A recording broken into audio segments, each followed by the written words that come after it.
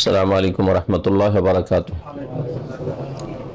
बिस्मिल्लाहिर रहमानिर रहीम। अल्हम्दुलिल्लाहि रब्बिल आलमीन वस्सलातु वस्सलामु अला सय्यिदिल मुरसलीन नबियना मुहम्मद व अला आलिहि व सहबिहि अजमाइन। अम्मा बाद, फ़अऊज़ु बिल्लाहि मिनश शैतानिर रजीम। या अय्युहल्लज़ीना आमनू इज़ा क़ुमतुम इलस सलाति फ़ग़सिलू वुजूहकुम व अयदियकुम इलल मराफ़िक़ वम्सहू बिरुऊसिकुम व अर्जुलकुम इलल कअबैन। क़ालल मुअल्लिफ़ु हफ़िज़हुल्लाहु तआला सुननुल वुज़ू व सिफ़तुहु अव्वलन अस्सिवाकु व महल्लुहु इंदल मज़मज़ा व तक़द्दम। सानियन ग़स्लुल कफ़्फ़ैनि सलासन फ़ी अव्वलिल वुज़ू क़ब्ल ग़स्लिल वजहि लिउरूदिल अहादीस बिही इला आखिरि। আল্লাহ পাকের সমস্ত প্রশংসা যে আল্লাহ পাক রব্বুল আলামিন আমাদেরকে সালাতের পূর্বে ওযু করে নিতে নির্দেশ দান করেছেন। সালাত ও সালাম নাযিল পেন মুহাম্মদ রাসূলুল্লাহ সাল্লাল্লাহু আলাইহি ওয়াসাল্লামের উপর, যিনি ওযুর বিস্তারিত তরিকা পদ্ধতি আমাদেরকে শিখিয়েছেন। আজকে আমাদের এই ফিকহে বিষয়বস্তু হচ্ছে ওযুর সুন্নত এবং ওযুর তরিকা, আর তার সাথে সাথে ওযুর ফরজ। এটি আরেকটি বিষয় আছে, ইনশাআল্লাহ হয়তো আমরা সেটাও আজকে শেষ করতে পারবো। প্রথম আলোচনা হবে ওযুর সুন্নাত সম্পর্কে, অর্থাৎ ওযুর শুরু থেকে শেষ পর্যন্ত যে কাজগুলি ওযুতে বা ওযুর প্রথমে, ওযুর শেষে, ওযুর ভিতরে করা সুন্নাত, করা অথবা বলা সুন্নাত, সেগুলি ইবাদত হয় কর্মগত ইবাদত অথবা বাচনিক ইবাদত। বলছেন লেখক সুনানুল ওযু, এই হচ্ছে ওযুর সুন্নাত সমূহ, ওয়াসিফাতুহু এবং ওযুর বিবরণ, ওযুর নিয়ম কানুন। প্রথম সুন্নাত হচ্ছে ওযুর আসসিওয়াক, মিসওয়াক করা। ওযুর আগে মিসওয়াক করা বা ওযুর শুরুতে মিসওয়াক করা। এই মিসওয়াক কখন করতে হবে? হাত ধোয়ার আগে না হাত ধোয়ার পরে কুলি করার আগে? এই ক্ষেত্রে শেখ যেটা বলছেন সেটা মাহাল্লুহু ইনদাল মাযমাযা। মিসওয়াক যেহেতু দাঁতের করবেন, তাহলে এই মিসওয়াক হওয়া উচিত কুলি করার বা মুখের ভিতরে পানি দেওয়ার আগে। মিসওয়াক করার পরে তারপরে গড়গড়া কুলি করে নেবেন, মুখ সাফ করে নেবেন। মিসওয়াক সম্পর্কে বিস্তারিত আলোচনা এর পূর্বে হয়েছে। তারপরে দ্বিতীয় সুন্নাত হচ্ছে গাসলুল কাফাইনে সালাসান, দুই হাত কবজি পর্যন্ত প্রথমখানে ধৌত করা তিনবার করে। ফি আউয়ালিল ওযু, ওযুর শুরুতেই, ওযুর শুরুতেই দুই হাত ধোয়া এই কবজি পর্যন্ত। এটি হচ্ছে সুন্নাত, এটি হচ্ছে সুন্নত কাজ।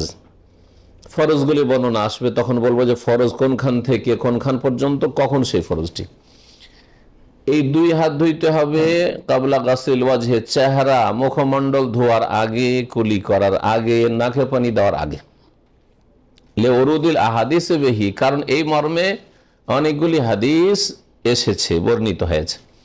3 নম্বর সুন্নাত হচ্ছে আল বাদাআতু বিল মাযমাযাতি ওয়াল ইসতিনশাক ক্বাবলা গাসলিল ওয়াজহি, মুখমণ্ডল ধোয়ার আগে কুলি করা এবং নাকে পানি দেওয়া, নাক পরিষ্কার করা। নাকে পানি দেওয়ার ক্ষেত্রে একটা হচ্ছে ইস্তেনশাক, নাকে পানি দেওয়া, টানবেন। রোজা অবস্থায় থাকলে একটু কম করে হালকা টানবেন, আর রোজা অবস্থায় না থাকলে বেশি করে একটু টান দিতে পারে রাসূলুল্লাহ সাল্লাল্লাহু আলাইহি ওয়াসাল্লাম। ফিল ইস্তিনশাক ইল্লা আন তাকুনা সাইবান, বেশি করে নাকে পানি নাও বা পানি টানো, তবে যদি রোজা অবস্থায় হও, সিয়াম অবস্থায় হও, কারণ সিয়াম অবস্থায় বেশি টানতে গিয়ে ভিতরে অনিচ্ছাকৃত পানি না চলে যায়, এজন্য সতর্কতা অবলম্বন করতে হবে। মাযমাযা মানে কুলি করা, এই কুলি করা মানে হচ্ছে ভিতরে পানিটাকে ফিরানো। কুলি করা মানে আমাদের দেশের লোকেরা ওইটাকে গড়গড়া, গড়গড়া মানে আওয়াজ করতে হবে, আর একেবারে একটা আওয়াজ করে থাকে, এটা বাড়াবাড়ি আসলে। ওয়ায়ুবালাগু ফীহিমা ইন কানা গায়রা সাইম, তাই শেখ বলছেন যে এই কুলি করা, মুখে পানি দেওয়া এবং নাকে পানি দেওয়া একটু বেশি করে দেবে, সুন্দর করে দেবে, যাতে যখন সিয়াম অবস্থায়, রোজা অবস্থায় না থাকবে। ফাল মুবালাগাতু ফিল মাযমাযা, কুল্লি ভালো করে করা বা মুখে পানি দেওয়াটা ভালো করে, এটা কেমন? ইদারাতুল মা ফি জামিইল ফাম, মুখের ভিতরে, মুখগহ্বর, মুখের ভিতরে পুরোটাতে পানি ফিরানো যাতে করে সব দিকে পানি যায়। এটা হচ্ছে মদমদা, গড়গড়া করা, গড়গড়া মানে করে যে আওয়াজ করে, এটা অতিরিক্ত বাড়াবাড়ি। ওয়াফিল ইস্তিনশাকে, আর নাকে পানি দেওয়া মানে কি, জাজবুল মা, পানি টানা নাকে, এলা আকসাল আরফ, নাকের ওপর ভাগ পর্যন্ত, নাকের ওপর ভাগ পর্যন্ত, প্রথম দিকে নাকের মধ্যভাগ, ওপর ভাগ। জি। 4 নম্বর সুন্নাত হচ্ছে দাড়ির খেলাল করা। যদি দাড়ি ঘন হয়, পানি দিয়ে, দাড়িতে পানি দেওয়ার পরে মুখমণ্ডলে যখন পানি দিলেন তখন দাড়িতে পানি দেবেন এবং দাড়িতে খেলাল করবেন। হাত্তা ইয়াবলুগা দাখিলাহা আহিয়ানান, যাতে করে দাড়ির ভিতরেও পানিটা প্রবেশ করে। আর এটাকে অনেকে অজেব ফরজ মনে করে, অজেব ফরজ না, এই জন্য বলছেন আহিয়ানান, কখনো কখনো। নবী করিম সাল্লাল্লাহু আলাইহি ওয়াসাল্লাম কখনো কখনো দাড়িতে খেলাল করতেন। এইরকমই হাত এবং পায়ের আঙ্গুলগুলির ফাঁকগুলিতে খেলাল করা, কারণ এই জায়গাগুলিতে এমনি শুধু পানি ঢালা যায় যদি, তো শুকনো থেকে যাওয়ার আশঙ্কা আছে, তো এরকম করে নেবেন। হ্যাঁ, আজকাল এত বেশি পানি ব্যবহার হয় যে এরকম না করলেও পানি পৌঁছে যায়, কিন্তু বিশেষ করে অল্প পানি। রাসূলুল্লাহ সাল্লাল্লাহু আলাইহি ওয়াসাল্লাম মাত্র 600 গ্রাম, হ্যাঁ, এক মদ 600 গ্রাম পানি দিয়ে উজু করেছে। তো এরকম অল্প পানি দিয়ে উজু করলে স্বাভাবিক কোন রকম পানিটা উজুর অঙ্গে ফেরানো হচ্ছে, তখন খেলাল করতে হবে, না হলে শুকনো থাকার আশঙ্কা বেশি আছে। কিভাবে খেলাল করতে হবে? হাত এবং পায়ের আঙ্গুলগুলির, বলছেন বেআই ইউদ খেলা বাদাহমা বেবাজ, আঙ্গুলের, এক হাতের আঙ্গুলগুলিকে আর এক হাতের আঙ্গুলের ফাঁকে ঢুকাবে। এটাও কখনো কখনো, সবসময় জরুরি নয়। নবী সাল্লাল্লাহু আলাইহি ওয়াসাল্লাম কখনো করেছেন, কখনো করেননি। এক কথা উদ্দেশ্য হচ্ছে ভেজানো, যাতে করে শুকনো না থেকে যায়, আর এটা সবসময় রাসূলুল্লাহ সাল্লাল্লাহু আলাইহি ওয়াসাল্লাম করেননি।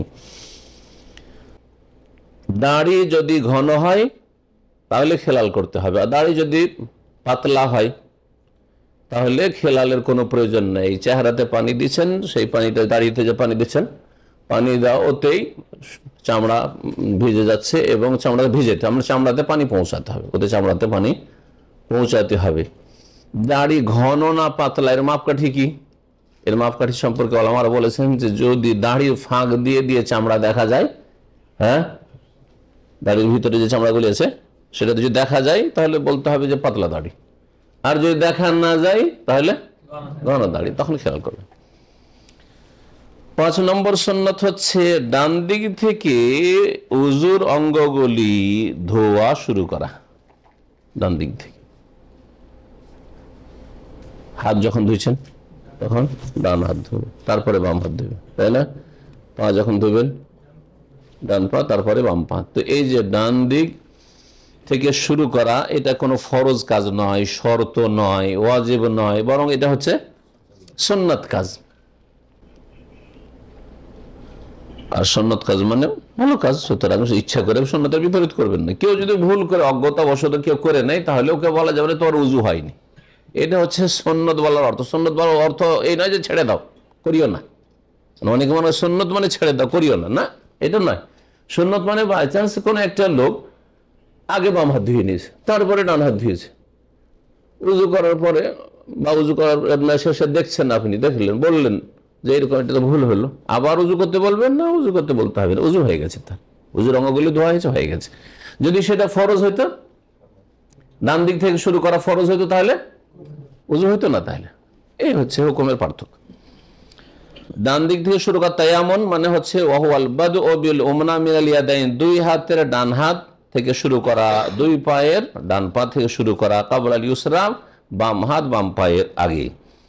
6 নম্বর সুন্নাত হচ্ছে আল ইতিয়ানু বিসিফাতিল উযু আল ওয়ারিদা ফিস সুন্নাহ, হাদিসে যত রকমের ওযুর তরিকা পদ্ধতি বর্ণিত হয়েছে সবগুলি করার চেষ্টা করা। কখন এইরকম উযু করেন, কখন এইরকম করেন, কখন এইরকম করেন, কেমন কথা? ওযুর ক্ষেত্রে সবচেয়ে উত্তম হচ্ছে উযুর অঙ্গগুলি 3 বার করে ধোয়া, ঠিক আছে না? কিন্তু রাসূলুল্লাহ সাল্লাল্লাহু আলাইহি ওয়াসাল্লাম সবসময় 3 বার করে ধননি। কখন 3 বার করে ধুয়েছেন, কখনো 2 বার করে ধুয়েছেন, কখনো 1 বার করে ধুয়েছেন। তো মাঝে মধ্যে একবার করে শুধু পানি পৌঁছে গেল ভালো করে একবার ধুইলেন, এটাও মাঝে মধ্যে করবে, এটা একটা সুন্নত। যাতে করে রাসূলুল্লাহ সাল্লাল্লাহু আলাইহি ওয়াসাল্লাম যতগুলি কাজ করেছেন আর সহিহ সূত্রে যেখানে প্রমাণিত সবগুলির উপর আপনার আমল থাকে। এটা আপনার রাসূলুল্লাহ ভালোবাসার পরিচয়, যে তিনি যেমন করেছেন আমি ওইরকম করছি। যদি সবচেয়ে ভালো হচ্ছে 3 বার করে ধোয়া, অধিকাংশ সময় 3 বার করে ধুইবেন, কিন্তু কখনো কখনো একবার বা 2 বার করবেন। কখনো কখনো রাসূলুল্লাহ সাল্লাল্লাহু আলাইহি ওয়াসাল্লাম কিছু অঙ্গ 2 বার, কিছু অঙ্গ 1 বার, কিছু অঙ্গ 3 বার করেছেন। এতে একটা লাভ হচ্ছে উম্মতের জন্য দিনকে সহজ করে দেওয়া। শর্ত না যে একই গিয়ারে থাকতে হবে, ওই 3 দিয়ে শুরু করেছে শুরু থেকে শেষ পর্যন্ত 3 তো 3, মুশকিল হয়ে যেত। কখনো ভুলে গেছেন, কোন অঙ্গ 2 হয়ে গেছে, কোন 3 হয়ে গেছে, তাই না? না, যদি হাত ধোয়ার সময় কি করলেন, 3 বার করেছেন, হ্যাঁ, তারপরে কুলি করার সময় বা মুখ ধোয়ার সময় 2 বার করেছেন, পা ধোয়ার সময় 1 বার করেছেন, কোনো অসুবিধা নেই, কোনো অসুবিধা নেই, যাই যাচ্ছে। কিছু অঙ্গ 1 বার, কিছু অঙ্গ 2 বার, কিছু অঙ্গ 3 বার, যাই যাচ্ছে। তো এটিও একটি সুন্নাত যে রাসূলুল্লাহ সাল্লাল্লাহু আলাইহি সাল্লামের যে তরিকাগুলি হাদিসে বর্ণিত হয়েছে সহিহ সূত্রে সহিহ সনদে, সবগুলির উপর আমল করার চেষ্টা করা। ফাতারাতান ইয়াতাওয়াদা মাররাতান মাররাতান, কখনো কখনো রাসূলুল্লাহ একবার করে ওযু করেছেন, মানে একবার করে অঙ্গগুলি ধুয়েছেন। বিআইয়াগসিলা কুল্লা উযুইন, প্রত্যেক অঙ্গ ধুয়েছেন মাররাতান ওয়াহিদা, একবার করে। ফাতারাতান মাররাতান মাররাতান, কখনো কখনো 2 বার করে ধুয়েছেন। বিআইয়াগসিলা কুল্লা উযুইন মাররাতান, প্রত্যেকটি অঙ্গকে 2 বার করে ধুয়েছেন। ফাতারাতান সালাসান সালাসান, 3 বার করে ওযু করেছেন, তার মানে প্রত্যেকটি অঙ্গকে 3 বার করে ধৌত করেছেন। ওয়া তারাতান ইউখালিফু, কখনো কখনো বিভিন্ন রকম করেছেন, একটা ওযুতে কয়েক রকম করেছেন। কিরকম? ফায়াগসিলু ওয়াজহা মাল মাদমাজাতি ওয়াল ইস্তিনশাকে, চেহারা এবং কুলি করা, নাকে পানি দেওয়া 3 বার করেছেন হয়তো। ওয়াল ইয়াদাইন মাররাতাইন, 2 হাত ধুয়েছেন 2 বার করে। ওয়ার রিজলাইন, পা ধুয়েছেন তখন মাররাতান ওয়াহিদা, 1 বার করে হয়তো। আমরা অনেকে পা ধোয়ার ক্ষেত্রে খেয়াল করি না যে 3 বার ধুইলাম কি ধুইলাম না, করি কি? ভালো করে খেয়াল করেন। যেমন চেহারার ক্ষেত্রে 3 বারের খেয়াল রাখেন, হাতের ক্ষেত্রে 3 বার খেয়াল, পায়ের ক্ষেত্রে কিন্তু অধিকাংশ লোকই খেয়াল রাখেন না যে আমি 3 বার করলাম না 2 বার, হ্যাঁ, কয়বার যে পানি ঢাললাম, হয়ে গেল ধোয়া একবারই সব সাফ, তাই না? হ্যাঁ, জায়েজ, কিন্তু মাঝে মাঝে খেয়াল করে করবেন যে আমি পাটাও 3 বার করে ধুইব। রাসূলুল্লাহ সাল্লাল্লাহু আলাইহি সাল্লামের উত্তম আমল এটি, সবচেয়ে ভালো, প্রত্যেকটি অঙ্গে 3 বার করে। একমাত্র মাসা 1 বার, মাসা 3 বার নয়, এবার জি, মাসা 3 বার না, কানের মাথার মাসা 3 বার নয়। 7 নম্বর সুন্নাত হচ্ছে যে উযুর শুরুতে এবং শেষে যে জিকির দোয়াগুলি বর্ণিত হয়েছে হাদিসে, সেগুলি আপনি পড়বেন। আইয়াতে বিল আযকারিল ওয়ারিদা ফিল উযু, যে জিকির আযকারগুলি দোয়াগুলি বর্ণিত হয়েছে উযুর ক্ষেত্রে, সেগুলি পড়বেন আপনি। এটা কি সুন্নাত? তাহলে বিসমিল্লাহ বলা সুন্নাত, দোয়া উযুর শেষে দোয়া বলা সুন্নাত। আর উযুর মাঝখানে যে দোয়াগুলি বিদাতীদের মধ্যে ছড়িয়ে আছে, সেগুলি সবগুলি বিদাত, মুখস্থ শুনে রাখেন। উযুর মাঝখানে প্রত্যেকটি অঙ্গের এক যুগে জাল যারা হাদিস গড়েছে তারা প্রত্যেক অঙ্গের একটা করে দোয়া আবিষ্কার করেছে। যেমন কাবা ঘরে তফে 7 চক্করে 7 দোয়া আবিষ্কার করেছে বিদাতীরা, চটি বই যে মিশক বিক্রি ফুটপাতিয়ারা বিক্রি করে, এটি বিদাত। ওই রকমই সাফা মারার 7 চক্করে 7 দোয়া, এই বিদাতীদের এগুলো আবিষ্কার না রাসূলুল্লাহ, না সাহাবী, না ইমাম আবু হানিফা, না শাফিঈ, না মালিক, না আহমদ, না কোনো মাযহাবে আছে এগুলো। ঠিক ওই রকমই প্রত্যেক উযুর অঙ্গে দোয়া পড়া, এগুলি বিদাতি সমাজে অনেকেই, মোল্লারা বিশেষ করে থাকে, বিদাতি মোল্লারা, সবগুলি জাল, মিথ্যা। আল্লামা হাফিজ রাহমাতুল্লাহ আলাইহি বলেছেন যে এই মর্মে যতগুলি বর্ণিত আছে সবগুলি জাল, মওযু, কাযিব, মিথ্যা, রাসূলুল্লাহ সাল্লাল্লাহু আলাইহি ওয়াসাল্লাম সম্পর্কে রচনা করা। তো উযুর শেষে কি দোয়াগুলি আছে শোনেন। উযুর শুরুতে ওমিনহা আই ইউসাম্মি ফি ইবতিদাইহি, উযুর শুরুতে আল্লাহর নাম নেবে, মানে বিসমিল্লাহ বলবেন, বিসমিল্লাহ বলবেন, বিসমিল্লাহ বলবেন, কারণ বিসমিল্লাহির রহমানির রহিম কোন হাদিসে বর্ণিত হয়েছে বিসমিল্লাহ হয়নি, সুতরাং শুধু বিসমিল্লাহ বলা যথেষ্ট। তবে কেউ যদি বিসমিল্লাহ বলে নেই, তো এটাকে অনেকে বলেছেন যে জায়েজ আছে, বিদআত বলবো না। কিন্তু যদি চাই যে দলিল আমি শুধু বিসমিল্লাহ বলবো না, বিসমিল্লাহির রহমানির রহিম, তো আমাদের কাছে বিসমিল্লাহ আল্লাহর নাম উল্লেখ করার দলিল আছে। রহমান রহিম পর্যন্ত বলার দলিল আমাদের কাছে নেই। তো আমরা দলিলের কাছে যদি ক্ষান্ত হই, যেখানে আল্লাহ এবং রাসূল থেমেছেন সেখানে আমরা থামবো, ঠিক আছে? এটা হচ্ছে সবচেয়ে ভালো কাজ। লা উযু লিমান লাম ইয়াযকুর ইসমাল্লাহি আলাইহি, ওর উজু পূর্ণ হয় না যেই ব্যক্তি উজুর শুরুতে আল্লাহর নাম ইসমাল্লাহ, আল্লাহর নাম উল্লেখ করে না। আল্লাহর নাম ইসমাল্লাহ মানে বিসমিল্লাহ, জি,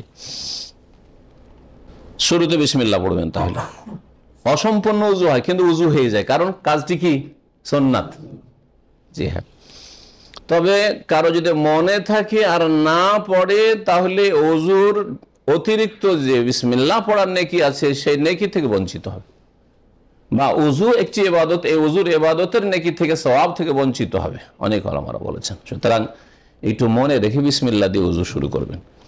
ওয়াবাদাল ফারাগি, আর শেষ করার পরে, উযু সমাপ্ত করার পরে ইয়াতাশাহাদু, কালেমায়ে শাহাদাত পড়বেন।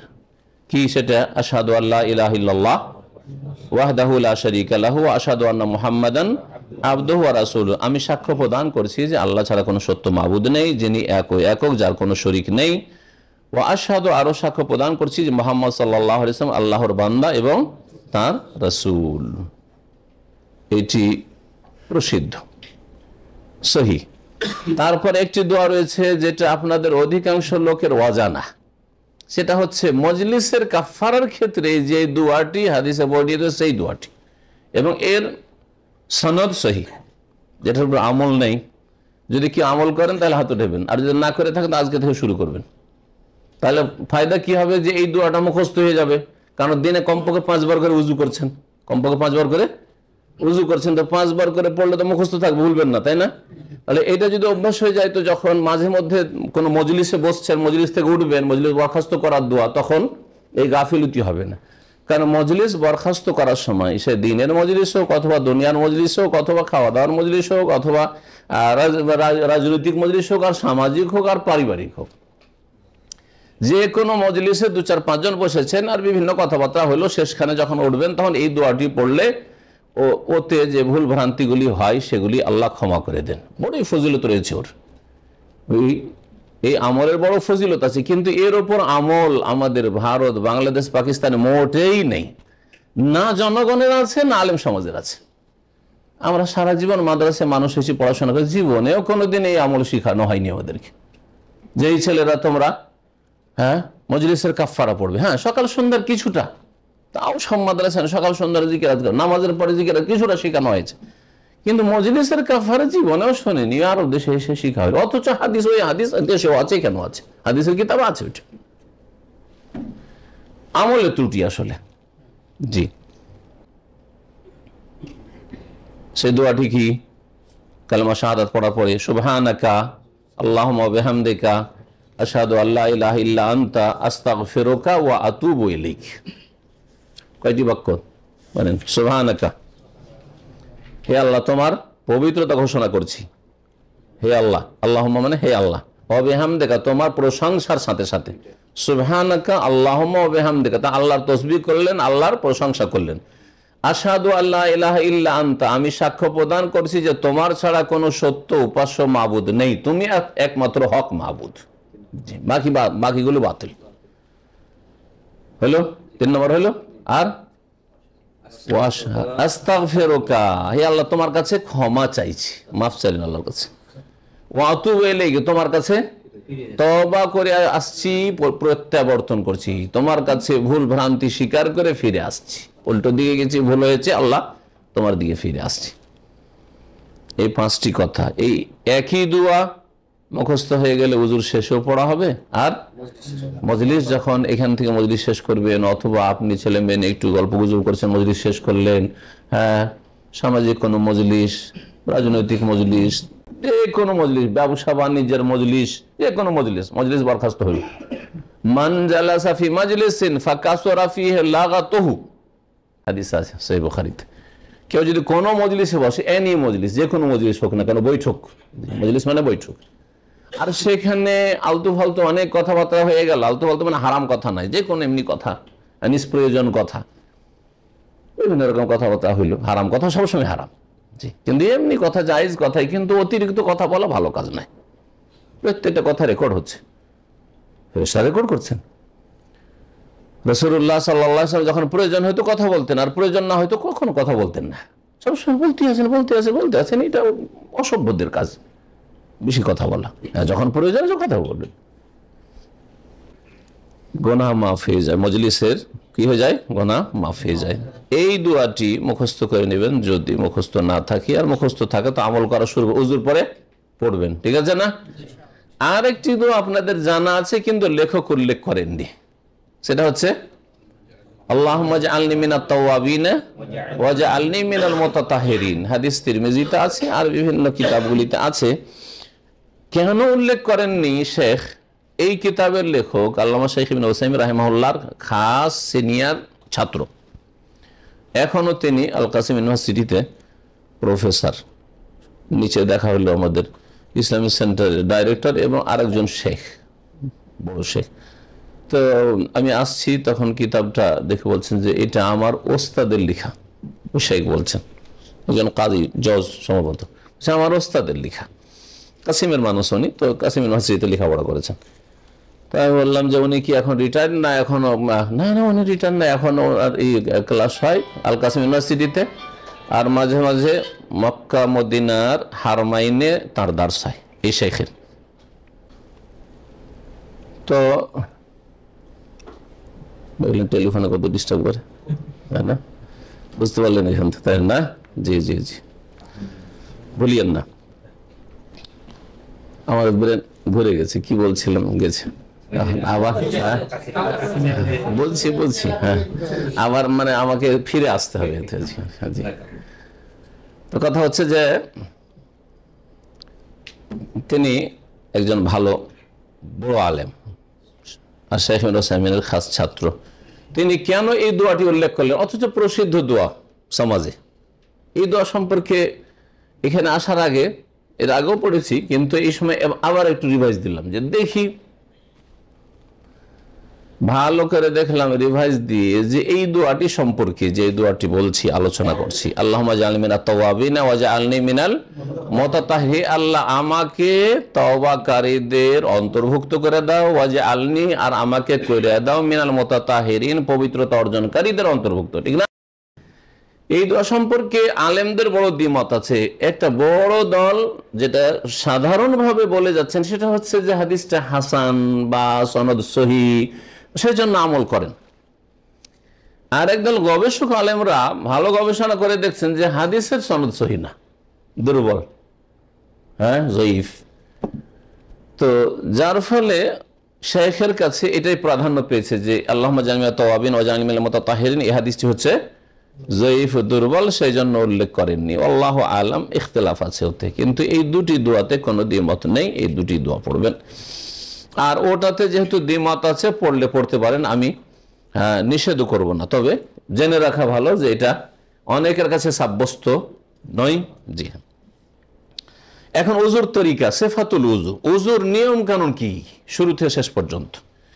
সিফাত মানে বলছেন আল কাইফিয়া ওয়াল হাইয়া আল্লাতী ইয়াকুনু আলাইহা, যে ওযুর ধরন বা ওযুর পদ্ধতি যেমন হওয়া উচিত হাদিসের আলোকে ওযু। প্রথম ওযুর নিয়ত করতে হবে। নিয়ত কি করতে হবে? করতে হবে না পড়তে হবে? এই করার পরে পার্থক্য করবেন। বিদাতীরা করার পরে পার্থক্য করে না, তো বলে করতে হবে আর পড়ে, বলে এক কথা আর করে আর এক কাজ, তাই না? মানে আপনি নিয়ত করলেন না, আর আবার নয় তো পড়ছে, তো পড়লেন, আপনি করলেন কই? করি তো আমরা এখানে। নিয়ত করার জায়গা হচ্ছে কলব, হৃদয়। ভালো করে শুনে রাখেন, অনেকে হেদায়েত হয়েছে শুধু এই কথাটা বোঝার পরে। কথা তো ঠিকই, হ্যাঁ, বিদাতীরা বলছে নিয়ত করতে হবে, আর পড়তে শুরু করছে না হয়তো করছে। আর শুধু তারপরে এর আগে আপনাদেরকে অনেকবারই বলছে দু চারটা ইবাদত, বাকিগুলোতে নাই। হাজার হাজার ইবাদত আছে, কোনোটাতে না হয়তো পড়ে না। এর আগে বলেছি না? মনে আছে না? ভুলে গেছেন? নামাজ, রোজা, আর হজ উমরা, আর উজু, এই কয়েকটা ইবাদতে শুধু নামাইতো পড়ে বিদাতীরা। আর তারপরে যাকাতও পড়ে না, সাদকাতও পড়ে না, হ্যাঁ পড়ে। তারপরে বলেন, বাপমার খেদমতও পড়ে না, পড়ে। বহু নেকির কাজ আছে, জিকির, সুবহানাল্লাহ পড়ছেন, আলহামদুলিল্লাহ পড়ছেন, আল্লাহু আকবার পড়ছেন, লা ইলাহা ইল্লাল্লাহ পড়ছেন, এগুলো ইবাদত না? এগুলো ইবাদত কোথায়? না হয়তো আমি কালেমা পড়ার নিয়ত করছি। তবে ইসলামের প্রথম পিলার কি? লা ইলাহা ইল্লাল্লাহ। দ্বিতীয় পিলার কি? নামাজ। তো নামাজের জন্য হয়তো পড়ছেন, আর প্রথম পিলারের জন্য আপনি হয়তো পড়ছেন, এটা কেমন ইবাদত হলো আপনার? আশ্চর্য কথা, বুঝতে পারছেন? জি হ্যাঁ, আল্লাহ পাক দিমাগ দিয়েছে, হ্যাঁ মস্তিষ্ক দিয়েছে, আপনাকে আল্লাহ ব্রেন দিয়েছে, যেমন আমাকেও দিয়েছে আর বিদাতিকেও দিয়েছে। সুতরাং আপনার মস্তিষ্ক দিয়ে কাজ নেন। হ্যাঁ, আপনি যেমন নিজের জিভায় খাওয়া দাওয়া করেন, কেউ অন্যের জিভাতে খাওয়া দাওয়া করেন না। আমাকে স্বাদ লাগলো না, আমি খাই না, আপনাদের সকলকে স্বাদ লাগছে, ঠিক কিনা? আমাকে স্বাদ লাগছে, আমি খাচ্ছি, আপনাদের কাউকে স্বাদ লাগে না, খাচ্ছেন না, হচ্ছে না? নিজের রুচিতে যেমন খাচ্ছেন, তেমনি নিজের স্বাদে নিজে ইসলাম কোরআন হাদিস শিখে আমল করতে হবে। আর বিদাতি মোল্লাতে লিখে দিল, বলে দিল, দলিল নাই, কিছুই নাই, জানলাম না, শিখলাম না। আরে হুজুররা তো বলছে না, হয়তো আরে হুজুররা খাচ্ছে, আপনি খাবেন নাকি? হ্যাঁ, না, কখন না। আপনাকে আপনার জবানে যেমন দুনিয়ার খাওয়া দাওয়া করছেন, পানাহার করছেন, তেমনি আপনাকে দিন ইসলাম শিখেন, নিজে ইসলামের স্বাদ চাকতে হবে। আল্লাহ যেন তৌফিক দান করেন। উজুর নিয়ত করতে হবে। উজুর নিয়ত অন্তরে করা হয়, যেটা শর্ত ফরজ। যদি অন্তরে নিয়ত না করেন তাহলে উজু হবে না। নিয়ত করা মানে আমি যখনই আপনি এই কাজটা, উজুর কাজটা শুরু করেছেন, তখনই আপনার মনে মনে এই সংকল্প, অন্তরে সংকল্প হচ্ছে, ইচ্ছা হচ্ছে যে আমি এটার মাধ্যমে কি করছি, তাহারাত অর্জন করছি, পবিত্রতা অর্জন করছি। যদি সেখানে এই নিয়ত না করে যদি মনে করেন যে আমাকে খুব গরম লেগেছে এই জন্য শরীরটা ঠান্ডা করছি, তাহলে এটা নিয়ত হইল না। নিয়তটা কি? পবিত্রতার নিয়ত হয়নি, আপনার শরীর ঠান্ডা করার নিয়ত হয়েছে, তাহলে উজুর নিয়ত হইল না। আমার গায়ে কাদা মাটি লেগে আছে, সেই জন্য আমি হাত মুখ গুলো সব উজুর, সবগুলি অঙ্গ ধুলেন, আপনি উজুর সিরিয়ালে ধুলেন, কিন্তু কিসের জন্য ধুলেন? কাদা মাটি লেগে আছে সেই জন্য, তাহলে উজুর নিয়ত হইল না। যখন পবিত্রতা অন্তরে এই কথা আসলো যে আমি পবিত্রতা অর্জন করার জন্য অঙ্গ প্রত্যঙ্গগুলো ধৌত করছি, বা মাথার মাসাই করছি, কানের মাসা করছি, বা করবো, এক্ষুনি শুরু করব, এটা হচ্ছে অন্তরের সংকল্প, এর নাম হচ্ছে নিয়ত। এক কথা, নিয়ত মানে হচ্ছে অন্তরের সংকল্প, আজিমাতুল কলব। শাব্দিক অর্থ হচ্ছে অন্তরের ইচ্ছা। লেমা ইউশরাউ লাহু আল ওযু মিন সালাতিন আও নাহবিহা, যার জন্য, যেই কাজগুলির জন্য উযু করা হয়, ওই কাজগুলোর জন্য উযু করছেন। উযু করছেন তার মানে আপনি নামাজ পড়বেন হয়তো, উযু করছেন তার মানে আপনি কাবার তওয়াফ করবেন হয়তো, উযু করছেন তার মানে আপনি কোরআন স্পর্শ করবেন হয়তো, অথবা উযু করছেন যে আমি উযুর অবস্থায় থাকবো সবসময়, সেই জন্য হয়তো। এটা শেষ। জি, সুম্মা ইয়াকুলু, তারপরে বিসমিল্লাহ বলবেন। নিয়ত অন্তরে করার পরে বিসমিল্লাহ। তাহলে জবান শুরু করে বিসমিল্লাহ দিয়ে, নাওয়াইতুল ওযুআ লিরাফিল হাদাসে, এগুলো বিদআতীদের বানানো, কোনো হাদিসেও নেই, আর কোনো ফিকহের কিতাবও নেই, না হেদায়েত ফিকহ হানাফিদের বড় বড় ফিকহাতেও নেই, কোনোটাতে নেই। সুম্মা ইয়াগসিলু কাফাইহি সালাসা মাররা, তারপরে দুই হাত ধুইবেন তিনবার। দুই হাত, কাফ মানে হচ্ছে এই হাতের কবজি পর্যন্ত। সুম্মা ইয়াতামাদমাদু, তারপরে কুলি করবে। ওয়াস্তানশিকু, আর নাকে পানি দেবে। এই কুলি করা, নাকে পানি দাও, দুইবার করে পানি নিয়ে একদল বলছেন, আর আরেক দল বলছেন একবার পানি নিয়ে। এটাই হচ্ছে হাদিসের দলিলের দিক থেকে শক্তিশালী। একবার এমন করে পানি নেবেন যে কিছুটা অংশ মুখে আর কিছুটা নাকে। অভ্যাস না থাকলে প্রথমে একটু আপনাকে হয়তো জটিল লাগবে, কিন্তু অভ্যাস করে নিলেও অসুবিধা নেই, কারণ সহিহ হাদিস দ্বারা এটা প্রমাণিত। নবী সাল্লাল্লাহু আলাইহি সাল্লাম মিন গারফাতিন ওয়াহিদা, একবার পানি নিয়েই মুখে দিয়েছেন আর নাকে দিয়েছেন। মিন কাফিন ওয়াহিদা, এই জন্য লেখক লিখছেন যে একবার পানি নিয়ে, এইভাবে। ওয়ানসরুল মা মিন আনফিহি বিয়াসারি, বাম হাত দিয়ে তারপর নাকে যে পানি দিয়েছেন, নাক পরিষ্কার। নাক পরিষ্কার করার সময় কিন্তু ডান হাত ইউজ করবেন না, কারণ এটা হচ্ছে পরিষ্কার করা, এটা হচ্ছে নোংরা কাজ, সুতরাং কি দিয়ে করতে হবে? বাম হাত দিয়ে করতে হবে। ওয়াগসিল ওয়াজহু, তারপরে মুখমণ্ডল ধৌত করবে। চেহারা, চেহারা কতদূর থেকে কতদূর পর্যন্ত? বর্ডার বলছেন, লম্বাইতে আর চওড়াইতে বলছেন। ওয়াহাদ্দুল ওয়াজহে, চেহারার বর্ডার হচ্ছে, সীমানা হচ্ছে, তুলান লম্বা ভাবে, মিম্মানাবেতে শারীর রাস, মাথার যেখানে চুল গজানো শুরু হয় সামনের দিকে, কারো টাকলায় উঠে গেছে ও ধরা যাবে না, কিন্তু যেখানে সাধারণত চুল গজানো শুরু হয় ওখান থেকে ধরতে হবে। জি, কপালের ওপর ভাগে, এখান থেকে শুরু করে কতদূর পর্যন্ত?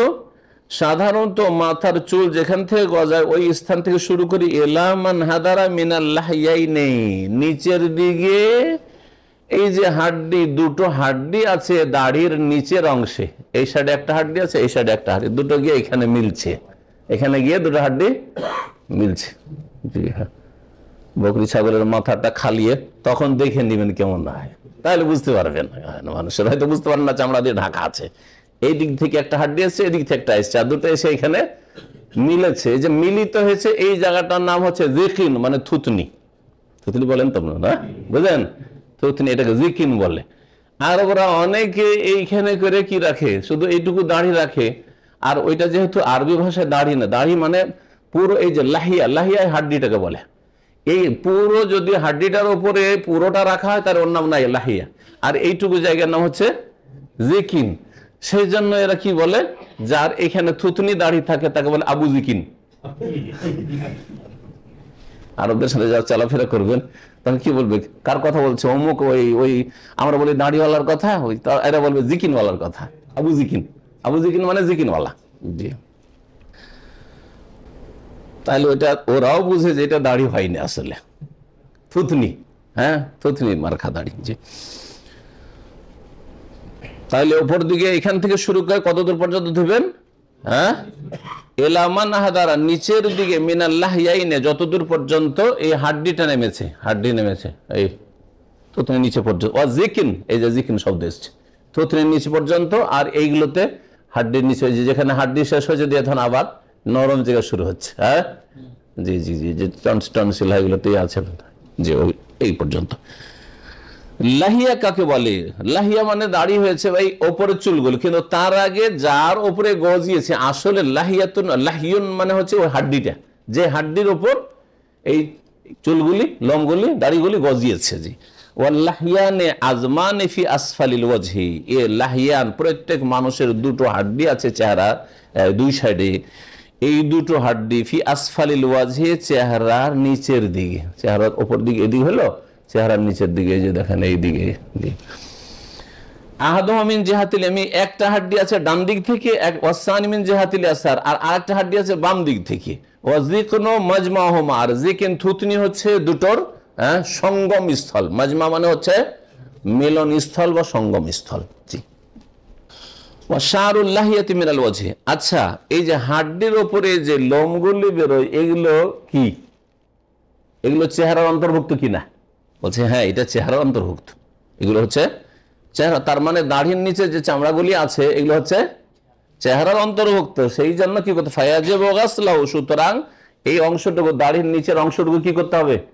ধুইতে হবে। ফাইন কানাতিল লাহিয়াতু খাফিফাতাশ শারি, যদি দাড়ির চুলগুলি হালকা থাকে বা দাড়ির লোমগুলি হালকা থাকে, ওয়াজাবা গাসলু বাতিনহা ওয়া যাহিরা, তাহলে ওপরটাও এই দাড়িগুলো ধুইতে হবে, আর দাড়ির নিচে যে চামড়া আছে সেটাও ধুইতে হবে। ওয়াইন কানাত কাসিফ, আর যদি ঘন হয়, আই সাতিরাতান লিল জিলদে, চামড়া যদি ঢেকে রাখে, তাহলে কি হবে? ওয়াজাবা গাসলু যাহিরিহা, তাহলে বাহ্যিক ওপরটা ধুইলি হবে। এত ঘন দাড়ি, হ্যাঁ আমাদের ভাই, আমাদেরও অধিকাংশ লোকের ঘন দাড়ি এখানে, কিন্তু মাশাআল্লাহ, যেমন মুশকিল এটা যে দাড়ির নিচে আপনি পুরো পানি পৌঁছাবেন, কেমন করে বুঝবেন যে পানি পৌঁছে? এই জন্য আল্লাহ এত মুশকিল করেননি। কি করবেন? ওপরটা ধোয়া ফরজ, এই দাড়ির ওপর ভাগটা ধোয়া হচ্ছে ফরজ। ঘন দাড়ি মানে কি? চামড়া ঢেকে আছে, ঘন দাড়ির সঙ্গে তাহলে কি চামড়া দেখতে পাওয়া যায় না, এটা ওয়াজাবা গাসলু যাহিরা। ওয়াস্তাহিবু তাখিলু বাতিনহা, আর দাড়ির নিচের অংশ খেলাল করা, এটা মুস্তাহাব, সুন্নাত, শুধু ফরজ নয়। তাহলে আমরা দাড়ির খেলালের হুকুম জানলাম যে এটা ফরজ নয়, কি মুস্তাহাব, সুন্নাত, সুন্নাত মুস্তাহাব কাজ। কামা তাকাদ্দাম, আর সেটাও নবী সাল্লাল্লাহু আলাইহি ওয়াসাল্লাম কখনো কখনো আহিয়ান করেছেন। ওয়াহাদ্দুল ওয়াজহি আরজান, লম্বাইটা তো চেহারার সীমানা বলা হলো, চওড়া ভাবে বলছেন। ওয়াহাদ্দুল ওয়াজহি আরজান, চওড়া ভাবে চেহারার সীমানা হচ্ছে মিনাল উযুনে ইলাল উযুনে, এক কান থেকে আরেক কান পর্যন্ত, এক কান থেকে আর এক কান পর্যন্ত। তাহলে কান আছে আপনার এইখানে, তাই না? এই যে দাড়িটা নেমে এসছে, তারপরে একটু ফাঁক আছে এই জায়গাটা, কিন্তু এটাও দিতে হবে, এখনো কানের কাছে পৌঁছেনি এই জায়গায়, হ্যাঁ আছে, খালি আছে। চেহারা যখন ধোয়া হইলো, আর চেহারা কাকে বলে জানলেন, তাহলে দুই হাত ধুইতে হবে, মাল মিরফাকাইন, কনুই সহ। কনুই বলেছি গত সপ্তাহে, কনুই হচ্ছে এই যে হাড্ডি উঁচা হয়ে আছে, এইদিকে এটা উঁচা আছে, এই যে উঁচা আছে, এইগুলো হচ্ছে কনুইয়ের হাড্ডি। ওয়াহাদুল ইয়াদি হোনা, এই হাত ধোয়া যে ফরজ কত দূর থেকে কত দূর? প্রথম এতটুকু যে ধোয়া দিয়ে শুরু করেছে উজু, ওটার হুকুম কি ছিল? সুন্নাত। তাহলে কি যদি কেউ সুন্নাত ছেড়ে দেয়, কুলি করেছে, প্রথম কুলি করেছে, আর এই হাত ধোয়নি, হয়তো হাত ধোয়নি, তাহলে এখন ওকে যে হাত ধোয়া ফরজ, আল্লাহ ফাগসিলু ওজুহাকুম ওয়া আইদিয়াকুম, তোমাদের হাতগুলি ধৌত করো এলাল মারাফিকে, কনুই সহ। তো কনুই সহ মানে এইগুলো যদি শুকনো থেকে যায়, এখান থেকে আর এইটুকু ধুলে হবে না। এখন বলছে যে কোনখান থেকে কোন পর্যন্ত এখন ফরজ হবে। ওয়াহাদুল ইয়াদে হোনা, এখানে হাতের সীমানা হচ্ছে মিন রউসিল আসাবে মাল আযাফিরি ইল আউয়ালিল আদুদে, আঙ্গুলগুলির অগ্রভাগে যে নখ রয়েছে, এই যে নখের অগ্রভাগ থেকে শুরু করে কতদূর পর্যন্ত? বাহু শুরু হওয়া পর্যন্ত। এই কনই সহ ধুইবেন, কনইয়ের পরে কি হচ্ছে? কনইয়ের যে হাড্ডি আছে, হাড্ডির পরে বাহু শুরু হচ্ছে, এটা বাহু, আদুদ আরবিতে বলে। তো এটাকে আদুদ বলে, এটাকে সাইদ বলে, এটাকে রুস্ক বলে, এটাকে কফ বলে। হাতের এক একটা অংশের আরবির শব্দ আছে, মানে বাংলাতে হয়তো অনেক শব্দ খুঁজে পাবেন না হয়তো। জি, ওয়ালা বুদ্দা আন ইউজিলা মা আলিকা বিল ইয়াদাইনি ক্বাবলা আল গাসলি মিন সাবগিন ওয়া নাহওয়ি যালিকা মিম্মা ইয়ামনাউ উসুল আল মাই ইলা আল বাশারা। একটি কথা আরো বলছেন, গত সপ্তাহের আলোচনা এসেছিল উযুর প্রাথমিক যে আলোচনা ছিল শর্ততে, যে উযুর অঙ্গগুলিতে যদি কোনো জায়গায় এমন কিছু গাঢ় হয়ে লেগে থাকে যাতে চামড়াতে পানি যেতে বাধা সৃষ্টি করছে, তাহলে সেটা দূর করা ফরজ, আবশ্যক, কারণ আপনার চামড়াতে পানি পৌঁছাইতে হবে। তো বলছেন যে আবশ্যক হচ্ছে দুই হাত ধোয়ার ক্ষেত্রে যখন ধুইতে যাবেন, ধোয়ার আগে যদি কোনো কিছু হাতে লেগে থাকে, মিন সাবগিন, পেন্ট, গাঢ় রং, অথবা এরকম কিছু, মহিলাদের বলেছিলাম নখ পালিশ, বা এরকম কোন স্টিকার লেগে আছে, কেউ স্টিকার লেগে রয়েছে, কেউ স্টিকার উঠে ফেলতে হবে। জি, যেটা চামড়াতে পানি পৌঁছাতে বাধা সৃষ্টি করে এমন কিছু রাখা যাবে না। সুম্মায়ামসাহু কুল্লা রাসিহি, তারপরে হাত যখন ধোয়া হয়ে গেল কি করতে হবে? মাথার মাসে করতে হবে। মাথার মাসা কতটুকু করতে হবে? একদল বলছেন 2-4-5টা চুল ছুলেই হবে, এটাও ভুল, এটা হচ্ছে ফরজ ওদের কাছে, আর গোটা মাথা ওদের কাছে সুন্নত। আর একদল বলছে 4 ভাগের 1 ভাগ মাথার মাসা করলেই হবে, ওতে মাসা হয়ে গেল, আর বাকিটা হচ্ছে সুন্নত, মুস্তাহাব। তবে সঠিক মত হচ্ছে যে রাসূলুল্লাহ জীবনেও মাথার কিছু অংশের মাসা করে ছেড়ে দেননি, পুরো মাথার মাসা করেছেন। সেই জন্য পুরো মাথার মাসে করা ফরজ। কিছু অংশ 4 ভাগ 3 ভাগ এরকম করে কেউ যদি ছেড়ে দেয় তো মাথার মাসে হবে না। তাই বলছেন লেখক সুম্মায়ামসাহু কুল্লা রাসিহি, অতঃপর পুরো মাথার মাসা করবে, বা উযনাইহি, 2 কানেরও মাসা করবে। এই মাসা হবে মাথার এবং কানের মাররাতান ওয়াহিদ, একবার করে। এই হাত ধোয়ার পরে দেখছেন যে হাতে পানি আছে, একটু পানি আছে, এই পানি দিয়ে কি মাথার মাসা চলবে? না, চলবে না। মাথার মাসার জন্য নতুন করে পানি নিতে হবে। ভালো করে শুনে রাখেন, মাথার মাসার জন্য নতুন পানি নিতে হবে। কিন্তু মাথার মাসা করার পরে, মাথার মাসার জন্য পানি নিলেন, মাথার মাসা করার পরে হাতে কিছু পানি আছে, ওই পানি দিয়ে কানের মাসা করা যাবে না, আবার নতুন পানি নিতে হবে? না, ওই পানি দিয়ে এই ক্ষেত্রে, কারণ মাথার মাসা আর কানের মাসা একই অঙ্গ, একটা অঙ্গ। ওয়ামসাহু বিরউসিকুম, আল্লাহ বলছে তোমাদের মাথার মাসে করো, এই মাথার মধ্যে কান শামিল, আলাদা করে কান আল্লাহ পাক বর্ণনা করেননি। এজন্য একটি হাদিস, আল উযনানু মিনার রাস, 2 কান মাথারই অন্তর্ভুক্ত। যখন বলবেন যে অমুকের মাথাতে আঘাত পেয়েছে, যেমন মাথা মানে এখানেও আঘাত পেতে পারে, আবার কানের এই দিকেও আঘাত পাবে, এটাও মাথা, এটা পুরোটাই হচ্ছে মাথা, পুরোটাই মাথা। তো মাথার মধ্যে কানটা মাথারই অংশ বলেছেন নবী সাল্লাল্লাহু আলাইহি ওয়াসাল্লাম। জি, এই ক্ষেত্রে তারপরে বলছেন এই মাসা হবে একবার শুধু। গায়রাল বালাল আল বাকি মিন গাসলি ইয়াদিহি, 2 হাত ধোয়ার পরে যে হাতে রস ছিল সেটা দিয়ে নয়, নতুন করে পানি নেবে। ওয়াসিফাতু মাসির রাস, এখন মাথার মাসার তরিকা কি? মাথার মাসার তরিকার ক্ষেত্রে আমাদের দেশে খুব ভুল আছে। মাযহাবী ফতোয়া, শাফি ফতোয়া 4-5টা ছুলে হয়, এই জন্য শাফি শিলি হয়, ওইটা হচ্ছে ফরজ ওদের কাছে। হানাফি ফতোয়া আছে 4 ভাগের 1 ভাগ এরকম করলে হয়, একটু এদিক থেকে একটু নিলে হয়। হ্যাঁ, আর কোরআন এবং হাদিস বলছে এবং নবী সাল্লাল্লাহু আলাইহি সাল্লামের সুন্নাত বলছে যে পুরো মাথার মাসা করতে কি করতে হবে, পুরো মাথার মাসা করতে হবে। এদিকে এদিকে চলে আসো, শেখ সালেম চলে আসো, এদিকে আমরা নিচে বসে জানতাম। এখন মাথার মাসার তরিকা দেখেন,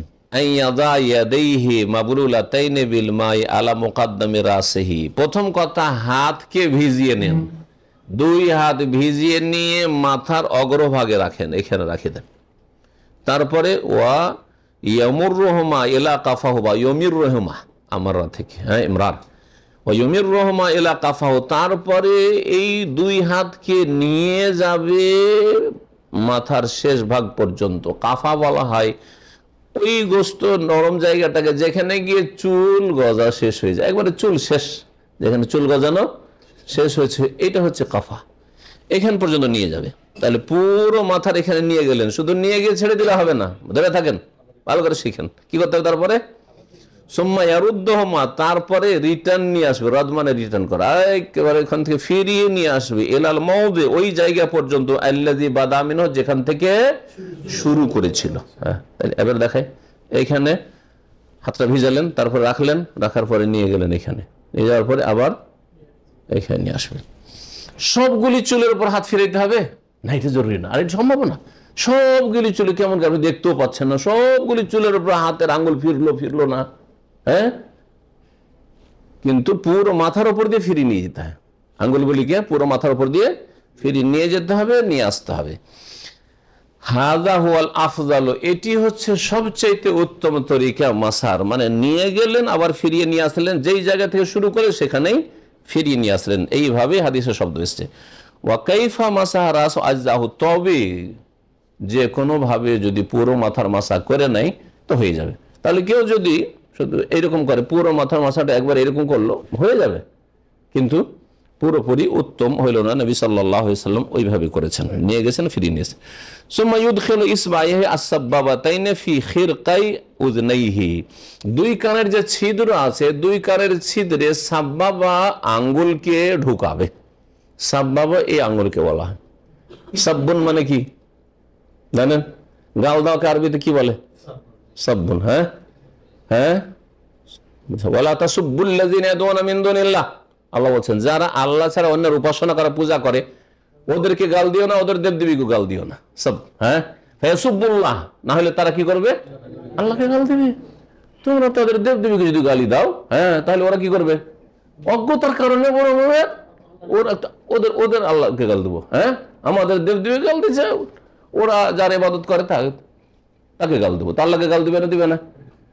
তো রিয়াকশনে যদি দেখা যায় ক্ষতি হচ্ছে, অথচ মাবুদ হচ্ছে বাতিল মাবুদ, বাতিল উপাস্য, তারপর গাল দেওয়া যাবে না, ইসলাম নিষেধ করছে। অনেক সময় ঝগড়া করতে গিয়ে, হ্যাঁ, একজন অন্যায় কাজ করেছে, সেই জন্য আপনি গাল দিচ্ছেন, ওর রিয়াকশনে ওর বাপ তুলে গাল দিয়েছেন, আপনার বাপ তুলে গাল দিয়েছে, বলছেন যে আমি গাল দিয়েছি কারণ ও গাল খাওয়ার কাজ করেছে, কিন্তু আপনার এই গাল দেওয়ার কারণে আপনার বাপ গাল খেল, মূর্খামি হলো না আপনার? হ্যাঁ, এটা অন্যায় কাজ করলেন আপনি, এই জন্য কঠোরভাবে এসব নিষেধ। এমনি গাল দেওয়া হচ্ছে ফাসেকের কাজ। জি, এই আঙ্গুলকে সাব্বাবা কেন বলা হয়েছে? জাহিলিয়াতের যুগে এই নাম পড়েছে, ইসলাম আসার পূর্বে এই নাম পড়েছে, ইসলাম আসার পরে এর নাম হচ্ছে শাহাদাতের আঙ্গুল। শাহাদাতের আঙ্গুল নাম বদলে গেছে, যদিও আগের নামটাও আছে, কিন্তু নাম আসলে ইসলাম আসার পরে পরিবর্তন হয়ে গেছে। শাহাদাতের আঙ্গুল ইসলামে কেন বলা হলো? আশহাদু, আমরা বলি, হ্যাঁ, আশহাদু আল্লা ইলাহা ইল্লাল্লাহ, আল্লাহর ওয়াহদানিয়তের, একত্বের সাক্ষ্য প্রদান করি, সেই জন্য শাহাদাতের আঙ্গুল হয়ে গেছে এর নাম। কিন্তু আরবরা যে নাম রেখেছিল কি জন্য? কাউকে গাল দিতে হলে, ধমকাইতে চমকাইতে হলে, এই বেটা তোকে দেখবো, বলেন না, বলেন না? হ্যাঁ, আমরা বিভিন্ন ভাষায় বলেন, আমি একটা দিয়ে বুঝাইলাম, তাই না? কাউকে যদি বলতে হয় তোকে দেখবো, আমি দেখবো, কি করেন? কোনদিন এটা ঝুঁকিয়েছেন? দেখবো দেখবো, কোনদিন দেখেছেন? এটাই ঝুঁকান। হ্যাঁ, এই জন্য সাবাবা, গাল দেওয়া, ঝগড়া করা, এটা দিয়া মানুষ করে সাবাবা। ইসলামের নামটা বদলে দেওয়া হয়েছে। জি, 5টি আঙ্গুলের নাম আছে, বাংলা তো আছে, ইংরেজি তো আছে, আরবি তো আছে, বুঝা গেছে? জি, এটার নাম হচ্ছে শাহাদাতের আঙ্গুল বা সাবাবার আঙ্গুল। তাহলে এই আঙ্গুলকে, এই দুটো আঙ্গুলকে কোথায় ঢুকাইতে হবে? কানে ঢুকাইতে হবে। ভালো করে শুনে রাখেন, এই ক্ষেত্রে খুব বাড়াবাড়ি আছে আমাদের দেশের মানুষের। কি করে? এমন ঘষাঘষি করে মনে হচ্ছে কানের ভিতরে ছাল চামড়া উঠিয়ে দেবে। এইদিকে এইদিকে এইদিকে যতগুলো জায়গা আছে ওর ময়লা সাফ করে, যদি ধুলোবালি সাফ করে এরকম করে অনেকে দেখেছি। বাড়াবাড়ি এগুলো, এগুলো গলু, গলু নিষেধ। বাড়াবাড়ি ইয়াকুমাল গলু, সাবধান, বাড়াবাড়ি করবে না, শুধু ঢুকিয়ে রাখবেন ব্যাস, আর বেশি কাজ নেই কিছু। ভালো করে শুনে রাখেন, মাসা কোন জায়গায় করতে হবে? কানের বাহির ভাগে। আর দুই কানের ওপর ভাগের মাসে করবে এভাম আঙ্গুল দ্বারা। এভাম কোনটি? বৃদ্ধাঙ্গুলি। এভাম হচ্ছে এটা বৃদ্ধাঙ্গুলি, বৃদ্ধা, তর্জনী, মধ্যমা আর অনামিকা, কনিষ্ঠা। মাশাআল্লাহ, জি। তো এভাম দ্বারা কোথাকার মাসা করবেন? কানের বাহির ভাগের। ব্যাস, এই যে এইটা ঢোকা থাকবে, এটা ঢোকা থাকবে, এই মাসা একবার করবেন। মাথার মাসা আর কানের মাসার ক্ষেত্রে একটি বড় ভুল, যেটি বিদআত, সেটা হচ্ছে ঘাড় মাসা করা। এটি একটি বিদআত, কারণ এই মর্মে কোন সহিহ যঈফ হাদিস নেই। জাল কথাটি হচ্ছে মওযু জাল। হ্যাঁ, মাসহুর রাকাবাতে আমানুন মিনাল গিল্লে, জাল কথা। ঘাড় মাসা করলে হ্যাঁ জাহান্নামের যে বেড়ি পরানো হবে জাহান্নামীদেরকে, তাতে থেকে মুক্তি নাকি পেয়ে যাবে। আর এই জাল কথার, এই জালিয়াতির আশাতে হ্যাঁ কি করে? ঘাড় মাসার বিদাত করে আমাদের এক শ্রেণীর ভাইরা। এই বিদাত করবেন না, যাদের অভ্যাস আছে এটা ছেড়ে দেন, না হলে এভাবে নবীর তরিকা ভিন্ন উজু করে, বিদাতি তরিকা উজু করে উজু হবে না। অতঃপর দুই পা ধৌত করে মাল কাবাইন, টাকনা সহ। যেমন ওখানে কোনই সহ দিয়েছেন, হ্যাঁ এলা অর্থ মা, এখানেও মাল কাবাইন। কাব কোনটাকে বললে? গত সপ্তাহে বলেছিলাম, কাবের শাব্দিক অর্থ হচ্ছে উঁচা জায়গা। এই জন্য কাবাকে কি বলা হয়? উঁচা ঘর। ওই রকম উঁচা ঘর মক্কায় ছিল না, ছোট ছোট কোন রকম করে ঘর তৈরি করে মানুষ বাস করতো। তুলনামূলক হ্যাঁ আরব দেশে কাবা ঘরটা কি ছিল? বেশ উঁচা করে। দেখেন এখন ওই রকম উঁচা আছে যেরকম উঁচা সেই কালে ছিল। যদিও এখন মূল্যবান, হ্যাঁ তাতে কিছু লাগানো হয়েছে, সেটা আলাদা কথা, কিন্তু কাবা অতটাই উঁচা যতটা উঁচা ওই কালে ছিল। সবচেয়ে উঁচা ঘর ছিল কাবা। তো কাব বলা হয় ওই দুটো হাড্ডি কি আলাজমান আন্নাতে আনে, যেই দুটো উঁচু হয়ে আছে, ফি আসফালি সাকি, মানুষের পায়ের হ্যাঁ যে পিণ্ডলি রয়েছে পায়ের গোছার নিচের দিকে, এই সাইডে উঁচা আছে একটা হাড্ডি, আর এই সাইডে হ্যাঁ বাহির দিকে একটা, আর ভিতর দিকে প্রত্যেক পায়ে দুটো করে কাব আছে। এই জন্য আল্লাহ কাবাইন দ্বিবচন বলেছেন, ও আরজুলাকুম ইলাল কাবাইন। এখান থেকে উজুর তরিকা হয়ে গেল বর্ণনা করা। যদি কোনো কথা কারো জানার থাকে তো বক্তব্যের শেষখানে জিজ্ঞেস করবেন। আচ্ছা, কারো যদি হাত কাটা আছে, পা কাটা আছে, পা ধুইতে হবে কিনা? উজুতে কি করতে হবে? পা ধুইতে হবে। হাত ধুইতে হবে না? হাত কাটা আছে কারো, পা কাটা আছে, বা জন্মসূত্রে তার হাত নেই পা নেই, তো কি করবে? এই মশলা করছে আমার কান মাকতু আলিয়াদ, কারো যদি হাত কাটা থাকে অথবা আবির রিজিল পা কাটা থাকে, ফাইন ইয়াগসিলু মা বাকি মিনা জিরা, যতটা অবশিষ্ট আছে। ধোয়ার হুকুম আল্লাহ বলেছেন এই পর্যন্ত, তাই না? তাহলে কারো যদি একটু বেঁচে থাকে ওইটুকু ধুবে, কিন্তু কারো যদি এখান থেকে কাটা থাকে হ্যাঁ তাহলে আর ধোয়াই লাগবে না, ধোয়ার আর কোনো ধোয়ার অঙ্গই নেই, শেষ। হ্যাঁ পা এইরকমই, হ্যাঁ যদি টাকনার নিচে একটু থাকে তো ওইটুকু ধুইতে হবে তাকে, কিন্তু যদি না থাকে টাকনার উপর তো তার কি করা আছে? কাটা আছে, তাহলে আর ধোয়ার অঙ্গই নেই তার। জি, পায়ের যেটুকু অবশিষ্ট আছে অথবা যেটুকু আছে, কারণ আল্লাহ বলেছেন ফাত্তাকুল্লাহ মাস্তাতাতুম, তোমরা যথাসাধ্য আল্লাহকে ভয় করো। সূরা তাগাবুন আয়াত নম্বর 16। নবী করিম সাল্লাল্লাহু আলাইহি ওয়াসাল্লামের বুখারী মুসলিম হাদিস, আমার তো বেআমরি, তোমাদেরকে কোনো হুকুম করলে ফাতু মিনহু মাস্তাতাতুম, তোমরা সেটা পালন করো যতটুকু পারো, যথাসাধ্য। কিন্তু ফরজ ওয়াজিবের ক্ষেত্রে নয়, ফরজ ওয়াজিবে যতটুকু পারো নয়, পুরোটাই করতে হবে না। কেউ যদি বলে আমি ফজর নামাজ পড়তে পারি না, 15 রাকাত পড়ছি, ফজরটা পারি না, চলবে নাকি? হ্যাঁ, তাহলে এটা হচ্ছে সুন্নত মুস্তাহাবের ক্ষেত্রে। তোমাকে কোনো হুকুম যদি করা হয় সেটা সুন্নত হয়, তাহলে যতটা পারো করো। হ্যাঁ, অথবা ফরজের ক্ষেত্রে যেখানে যেখানে ডিসকাউন্ট রয়েছে যতটা পারো করো। যেমন রোজা আল্লাহ ফরজ করেছেন, ঠিক না? কিন্তু ডিসকাউন্ট কি দিয়েছেন? যদি সফরে থাকো তাহলে ছাড়তে পারো, অন্য সময় রাখতে পারো, ঠিক না? অসুস্থ থাকো ছাড়তে পারো, পরে রাখতে পারো। এখন রোজা অসুস্থ আছি কিন্তু রোজা রাখতে পারছি, অসুবিধা নেই, তা রাখতে পারেন। ফাতুমিন হামাস্তা, যথাসাধ্য আল্লাহকে ভয় করো বা যথাসাধ্য পালন করো। আর যদি দেখেন যে না ভাই আজকে তো আমি রোজা রাখতে পারলাম না, অসুস্থতার কারণে, হ্যাঁ এমন অসুস্থ অথবা সফরের কারণে সেটা কষ্ট হবে, তাহলে রাখবেন না, ফাতুমিন হামাস্তা তাতু। কিন্তু এই নয় যে আপনি ফরজের পরিমাণে আমি এতটা পারছি না, আপনার চাইতে কমজোর লোক পারছে। তাহলে প্রত্যেকটি বিষয় শুধু নামাজের ক্ষেত্রে নয়, জাকাতের ক্ষেত্রে একজন কৃপণ বলবে যে শতকরা 2.5 টাকায় 1 লাখ টাকা আছে, সেজন্য আমি 2,500 এটা আমি পারছি না। আর একজন বলবে আমি 10,000 দিতে পারি, 1 লাখ টাকায় 10,000 দিতে পারবো, আলহামদুলিল্লাহ।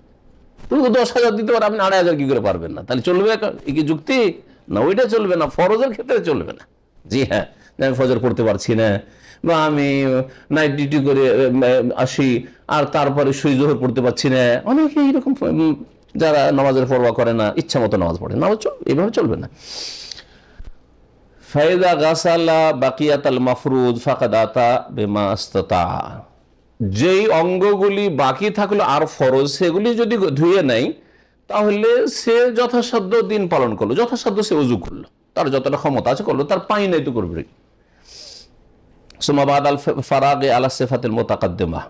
ওপরে বর্ণিত নিয়ম মোতাবেক উজু সেরে এই দোয়া বলবে কি, যা নবী করিম সাল্লাল্লাহু আলাইহি ওয়াসাল্লাম থেকে বর্ণিত হয়েছে, মিনাল আদিয়া ফি হাযিল হাল, এই অবস্থায় দোয়া।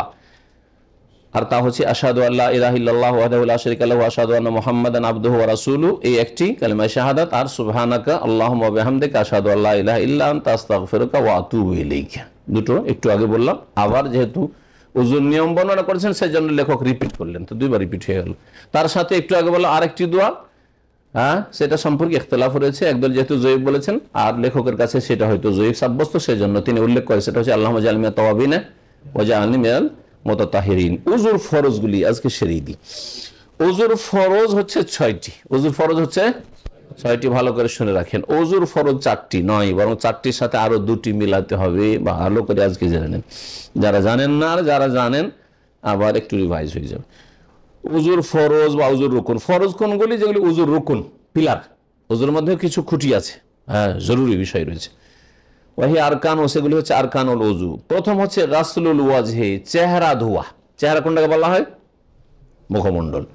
এই চেহারা যখন বলবেন, চেহারার একটা হচ্ছে এই মুখগহ্বর, চেহারার ভিতরে আছে, মুখের ভিতরে, সুতরাং ফাম ভিতরে কুলি করাটা ওর মধ্যে শামিল, কুলিও করতে হবে, কুলি করাও এই জন্য ফরজ বা ওয়াজিব। এটা হচ্ছে সঠিক মত, যদি ইখতিলাফ রয়েছে। এইরকমই চেহারার ভিতরে আছে এই নাকটা, তো নাকের ওপর ভাগ যেমন ধুবেন তেমন নাকের ভিতরেও যতটা পানি পৌঁছানো যায় কি করতে হবে? পৌঁছাতে হবে। এইটাও ওয়াজিব সঠিক মতে, আর লেখকও সেটাকে প্রাধান্য দিয়েছেন। সুতরাং নাকে পানি দেওয়ার ক্ষেত্রে, কুলির ক্ষেত্রে অবহেলা করবেন না। কিছু ফুকাহারা যদিও সুন্নাত বলেছেন, কিন্তু সেটা শক্তিশালী মত নয়। আর এটি হচ্ছে আপনার সতর্কতা, কারণ একটা সুন্নত কাজ যদি জরুরি মনে করে করেন তো গুনাহগার হবেন না, ঠিক না? ধরে নেন সুন্নত, কিন্তু জরুরি মনে করে যদি করেন তো গুনাহগার হবেন না। আর যদি ফরজ কাজকে সুন্নত বলে অবহেলা করে কখনো ছেড়ে দেন, তাহলে উজুটাই হলো না, গুনাহগার শুধু না, উজুই হবে না। মুখমণ্ডলটা উপর থেকে ধুয়ে নিলেন, ভিতরটা কুলি, মুখ গহ্বর মানে মুখের ভিতরে পানি পৌঁছাইলেন না, নাকের ভিতরে পানি মোটেই পৌঁছাইলেন না, শুধু ওপরে পানি বহিয়ে নিলেন। আর সত্যি যদি এই মাসলাই শক্তিশালী, সেটাই ঠিক হয় আল্লাহ পাকের কাছে, তাহলে আল্লাহ বলবেন যে তোর তো উজু হয়নি, কারণ তুই নাকের ভিতরে পানি ঢুকাইসনি, শুকনো থেকেছে, মুখের ভিতরে পানি ঢুকাইসনি, সুতরাং সেটাও শুকনো থেকেছে, হবে কিনা? এটা হচ্ছে সতর্কতা। দ্বীন ইসলামের ক্ষেত্রে সব সময় আপনার হেফাজত করবেন। দুনিয়ার ক্ষেত্রে আমরা হেফাজত করি, একটা ব্যবসা করতে যাচ্ছেন, লাভ হইতে পারে, লস হইতে পারে, কিন্তু লসের সম্ভাবনা খুব বেশি, যাই না কখনো। হ্যাঁ ভাই, অমুকের কাছে আমি রিলিজ হইতে চাইছি, কফিল বদলাইতে চাইছি, 1-2 জন বলছে না কফিল ভালো, কিন্তু অনেকে বলছে না কফিল খুব খারাপ। ভালো কফিল হয়েও যদি আমি না ধরি, কোনো অসুবিধা আছে কি? নতুন যখন কফিলই চেঞ্জ করতে যাব, কেউ বলছে যে ভালো, কেউ বলছে মন্দ, তো যদি ভালো কফিল হয় আর যদি নাও নি, আর অন্য একটা এমন খুঁজলাম যাকে সবাই ভালো বলে, ঠিক কিনা? কিন্তু যেই লোকটি সম্পর্কে কেউ বলছে ভালো, কেউ বলছে খারাপ, যদি ফেসে যায়, ওই ক্ষেত্রে তো ভালো চালাক আমরা নারী, অনেকে বলছে যে এই কফিল ভালো না, কিন্তু সুতরাং আমি ফাঁসতে যাব না, ঠিক না? দুনিয়ার ক্ষেত্রে যেমন চালাক, দিনের ক্ষেত্রে ওর চাইতে বেশি চালাক হইতে হবে। ফামান গাসাল ওয়াজহাহু, সুতরাং যেই ব্যক্তি চেহারা ধুইল, ও তারাকাল মাযমাযা, কুল্লি করা ছেড়ে দিল, ওয়াস্তিনশাক, নাকে পানি দেওয়া ছেড়ে দিল, অথবা দুইয়ের এক ছেড়ে দিল, লাম ইয়াসিহা ওযুহু, তার ওযু হবে না। মালিক লেখক বলছেন লিআন্নাল ফাম, কারণ মুখ গহ্বর, মুখের ভিতরটা, ওয়াল আনফা, নাকটা, এটা হচ্ছে নাকের ভিতর, মিনাল ওয়াজহে, চেহারার অন্তর্ভুক্ত, সুতরাং মুখের ভিতরে পানি পৌঁছাইতে হবে আর নাকের ভিতরেও পানি পৌঁছাতে হবে। কারণ মহান আল্লাহ বলেছেন ফাগসিলু ওজুহাকুম, তোমাদের চেহারাগুলিকে কি করো, ধৌত করো, আর চেহারার মধ্যে মুখের ভিতরটাও শামিল, নাকের ভিতরটাও শামিল। ফামারা বিগাসিল ওয়াজহি কুল্লিহি, সুতরাং আল্লাহ বলেছেন চেহারা পুরোটাই ধুইতে হবে। ফামান তারাকা শাইআ মিনহু, তার কিছু যদি ছেড়ে দেয় তাহলে আল্লাহ যা নির্দেশ দিয়েছেন তা পালন করলো না। আর নবী করিম সাল্লাল্লাহু আলাইহি ওয়াসাল্লাম সর্বদাই যখনই উযু করেছেন, কুলিও করেছেন, নাকে পানিও দিয়েছেন এবং এর নির্দেশও দিয়েছেন। ওয়ালাম ইউনকাল আনহু, কখনো একটি উযু জীবনে করেননি তাতে আন্নাহু তারাকা, যে উযু করেছেন আর কুলি করেননি আর নাকে পানি দেননি, এইরকম কোনো উযু করেননি রাসূলুল্লাহ। যখন সর্বদাই হেফাজতের সাথে আপনি কুলি করেছেন আর নাকে পানি দিয়েছেন তাহলে এটা ওয়াজিব, ফরজ কাজ। দ্বিতীয় রুকুন হচ্ছে বা ফরজ হচ্ছে উজুর গাসলুল ইয়াদাইন মাল মিরফাকাইন, দুই হাত কনুই সহ এখান পর্যন্ত ধোয়া। জি, আল্লাহ বলেন ওয়াইদিয়াকুম আল মারাফ, তোমাদের হাতগুলি ধৌত করো কনুই সহ, সূরা মায়েদার আয়াত নম্বর 6 এর অংশ। এলাল মারাফিক মানে গত সপ্তাহে বলেছিল, এলা মানে মা, শহীদ সাথে। কারণ নবী করিম সাল্লাল্লাহু আলাইহি সাল্লামের একটি হাদিস বর্ণিত হয়েছে আবু হুরায়রা রাদিয়াল্লাহু তাআলা আনহু থেকে, তিনি বর্ণনা করেছেন রাসূলুল্লাহ সাল্লাল্লাহু আলাইহি ওয়াসাল্লাম থেকে, গাসালা ইয়াদাইহি, রাসূলুল্লাহ দুই হাত ধৌত করলেন, হাত্তা আশরাফিল আযদে, এত দূর পর্যন্ত যে তিনি বাহু পর্যন্ত পৌঁছে গেলেন। এদিক থেকে ধুইতে গিয়ে, আযদ হচ্ছে একটু আগে বললাম মানে বাহু পর্যন্ত পৌঁছে গেলেন, তাহলে কনুই সহ ধৌত করতে হবে। রাওয়াহু মুসলিম, হাদিস সহিহ মুসলিমের, যেটা প্রমাণ করে যে কনুয়ের এই হাড্ডি ধোয়ার অন্তর্ভুক্ত। তৃতীয় ফরজ হচ্ছে মাসহুর রাসে কুল্লিহি, পুরো মাথার মাসেহ করা, পুরো মাথার মাসারি অন্তর্ভুক্ত হচ্ছে অমিনহু উজনান, দুটো কান, সুতরাং দুই কানের মাসা করাও ওই রকমই ফরজ যেমন মাথার মাসা করা ফরজ। কানের মাসা সুন্নত তাহলে বলবেন না, অনেকে এরকম করে, কারণ কানটা হচ্ছে মাথার অন্তর্ভুক্ত, মাথা যখন ফরজ তখন কানেও ফরজ, কানও ছাড়বেন না। তবে কানের জন্য আলাদা করে পানি নেবেন না, যেমন অনেকে আমাদের দেশে করে থাকে। ওয়ালি ফিলি সাল্লাল্লাহু আলাইহি ওয়াসাল্লাম, নবী করিম সাল্লাল্লাহু আলাইহি ওয়াসাল্লামের কর্ম রয়েছে যে তিনি কানের মাসা সর্বদাই করেছেন মাথার সাথে। ওয়ালাম ইউনকাল আনহু সাল্লাল্লাহু আলাইহি ওয়াসাল্লাম, নবী সাল্লাল্লাহু আলাইহি ওয়াসাল্লাম থেকে কখনো বর্ণিত হয়নি যে তিনি মাথার কিছু অংশ মাসে করেছেন, কিছু ছেড়েছেন, এরকম কখনো করেননি। আর নবী সাল্লাল্লাহু আলাইহি ওয়াসাল্লাম আরো বলেছেন, আব্দুল্লাহ বিন যায়েদ থেকে বর্ণিত একটি হাদিস রয়েছে, আল উযনানু মিনার রাস, দুটো কান মাথারই অন্তর্ভুক্ত, দুটো কান মাথারই অন্তর্ভুক্ত। যখন আল্লাহ ফামসাহু বিরউসিকুম ওয়ামসাহু বিরউসিকুম, তোমার মাথা মাসে করো বলেছেন, তার মানে কানেরও মাসে করতে হবে মাথার পরে। রাওয়াহু ইবনে মাজাহ, হাদিস ইবনে মাজাহ রয়েছে, দারাকুতনি রয়েছে, অন্যান্যরাও বর্ণনা করেছেন। ফালা ইউজিউ মাসহু বাযির রাস, সুতরাং মাথার কিছু অংশ মাসে করা, একটু এরকম করলেন 4 ভাগের 1 ভাগ, অথবা এদিক থেকে একটু আর এদিক থেকে একটু, যেমন ঘাড় মাসা করা, আর যারা বিরাত করে তারা ওইরকম করে, এদিক থেকে একটু এদিক থেকে একটু, এটাও ঠিক নয়, হবে না। আর রাবে, চতুর্থ ফরজ হচ্ছে গাসলুর রিজলাইন মাল কাবাইন, দুই পা ধুইতে হবে টাকনা সহ, কারণ আল্লাহ পাক বলেছেন ও আর জোলাক মিনাল কাবাইন, তোমাদের পাগুলিকে ধৌত করো দুই টাকনা সহ। এখানেও এলা মানে মায়ের অর্থে রয়েছে, কারণ নবী সাল্লাল্লাহু আলাইহি সাল্লামের যে হুজুর বিবরণে হাদিসগুলি বর্ণিত সবগুলিতে টাকনা সহ ধোয়া বর্ণিত হয়েছে। ফাইন্নাহা তাদুল্লু আলা দুখুলিল কাবাইন, হাদিসগুলি প্রমাণ করে যে এই টাকনা ধোয়ার অন্তর্ভুক্ত। নবী করিম সাল্লাল্লাহু আলাইহি ওয়াসাল্লাম থেকে আবু হুরায়রা রাদিয়াল্লাহু তাআলা আনহু বর্ণনা করেছেন যে গাসালা রিজলাইনি হাত্তা আশরাফিস সাকি, নবী সাল্লাল্লাহু আলাইহি ওয়াসাল্লাম দুই পা ধুইলেন, এমন কি দুই পা ধুতে গিয়ে হাতের না পায়ের, এটাকে কি বলেন আপনারা, নলা, নলা, কেউ কেউ বাঁশি বলে, জি, তো নলায় পৌঁছে গেলে শাক, জি, পিণ্ডুলিও বলে এটাকে, জি হ্যাঁ, যে যেটা বুঝেন, এক এক অঞ্চলে এক এক ভাষা আছে, সুতরাং ভাষার ক্ষেত্রে অনেকে এটা ভুল হইলো, আপনার অঞ্চলে ভুল, আমার অঞ্চলে ভুল না, এরকম আছে না। অনেক শব্দ আরব দেশের, মক্কা মদিনায় বলা হয়, এখানে বলা হয়, জি, মক্কা মদিনায় বলা হয়, এখানে বলা হয় না, এরকম আছে। এখানে দারিসা বলে এলাকায়, মক্কা মদিনায় দারিসা বুঝবেই না, দারিসা মানে জানালা, এটা ফার্সি শব্দ।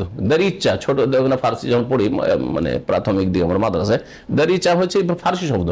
এই এলাকাটা যেহেতু ওই ইরাকের পাশাপাশি, আর ইরাকের ভাষা ফার্সি ভাষা ছিল প্রথম যুগে, আর ওদের সাথে একটু চলাফেরাও, বর্ডারে থাকলে চলাফেরা থাকে, পাশাপাশি লোকের ভাষা একই রকম হয়, যেমন চিটাগাংয়ের লোকের ভাষা বার্মাদের মতো, রাজশাহীর লোকদের ভাষা মালদা মুর্শিদাবাদের মতো, বোঝা গেছে? কুমিল্লা আর ব্রাহ্মণবাড়িয়ার ভাষা হচ্ছে আপনার আগরতলার মতো, বোঝা গেছে? আমি ম্যাপ বুঝি, আর আপনারা তো কিছু বুঝেন না, শুধু কলকাতা কলকাতা, 18টা ডিস্ট্রিক্ট সব দিলেন কলকাতা বানিয়ে। তো কথা হচ্ছে যে কি বলছিলাম, ফিরে আসি আলোচনার দিকে। হ্যাঁ হ্যাঁ, পায়ের নলা পর্যন্ত, জি পায়ের নলা পর্যন্ত নলা পর্যন্ত মানে নলা সহ নয়, হ্যাঁ টাকনার ওপরে উঠে আসবেন, নলাতে ঢুকে পড়বেন আর কি।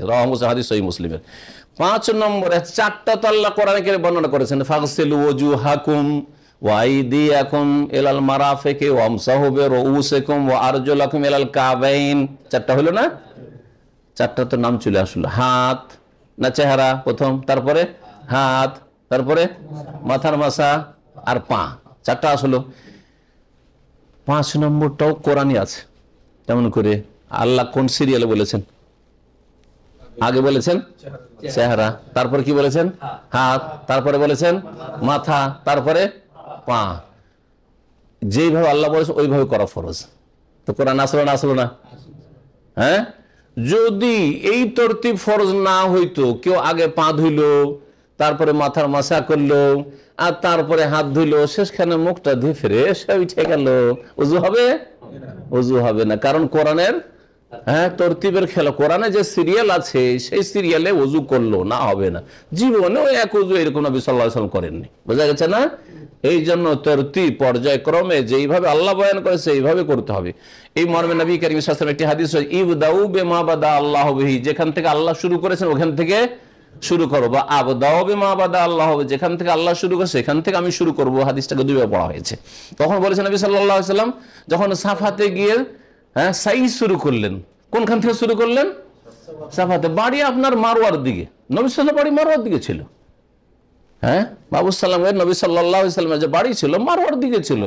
উল্টো গেলেন নিজের বাড়ির দিকে। সবারই বাড়ির দিকে টান থাকে না? আরে গরু ছাগলের বাড়ির দিকে টান থাকে, আপনারা জানেন কি জানেন না? গরুর গাড়ি দেখো, আমরা চড়ে বিয়েতে বরযাত্রী গিয়েছি, যাওয়ার পথে যখন যাচ্ছে সকালবেলা তখন গাড়ি টানে না, আর বিকেল বেলা যখন টান দেয়, যখন খেয়ে দেয় গরু, তখন আর কিছু বলতে হয় না, কারণ মালিকের বাড়ির দিকে টান দিচ্ছ, বোঝা গেছে না? তো সবারই টান বাড়ির দিকে আছে না নেই? আপনাদের প্রত্যেকের আপন আপন ডিস্ট্রিক্ট, আপন আপন গ্রামের দিকে একটা টান আছে। এটা হচ্ছে প্রাকৃতিক বিষয়, মহাব্বতে তাবি, প্রাকৃতিক ভালোবাসা। এমনকি পশু পাখিরও আছে, আছে না? হ্যাঁ হ্যাঁ। তো রাসূলুল্লাহ সাল্লাল্লাহু আলাইহি ওয়াসাল্লাম মারওয়া ছেড়ে সাফা দিয়ে শুরু করলেন কেন? হ্যাঁ, আল্লাহ বলছেন ইন্না সাফা ওয়াল মারওয়াতা মিন শাইরিল্লাহ, সাফা এবং মারওয়া আল্লাহ নিদর্শনাবলীর অন্তর্ভুক্ত। আল্লাহ আগে সাফা বলেছেন। এখন যদি কেউ গিয়ে সবগুলি হোটেল দাম্মামওয়ালাদের এইদিকে গাজদার দিকে থাকে, বা সামিয়া এইদিকে মোয়াল্লার দিকে থাকে, মারওয়ার দিকে, ঠিক কিনা? এই দিক থেকে গিয়ে এত দূর ঘুরতে যাব, এইখান থেকে শুরু করে দিই, হবে?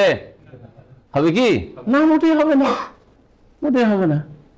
ঠিক তেমনি উজুতে যেই তরতিবে আল্লাহ বলেছে ওই তরতিবে আপনাকে উজু করতে হবে। এবার বোঝা গেছে? তাহলে আমাদের সমাজে যে ফিকহ কিতাবে 4টা ফরজ বলা হয়েছে, ভুল কথা। এই 5 নম্বর ফরজটা স্পষ্ট।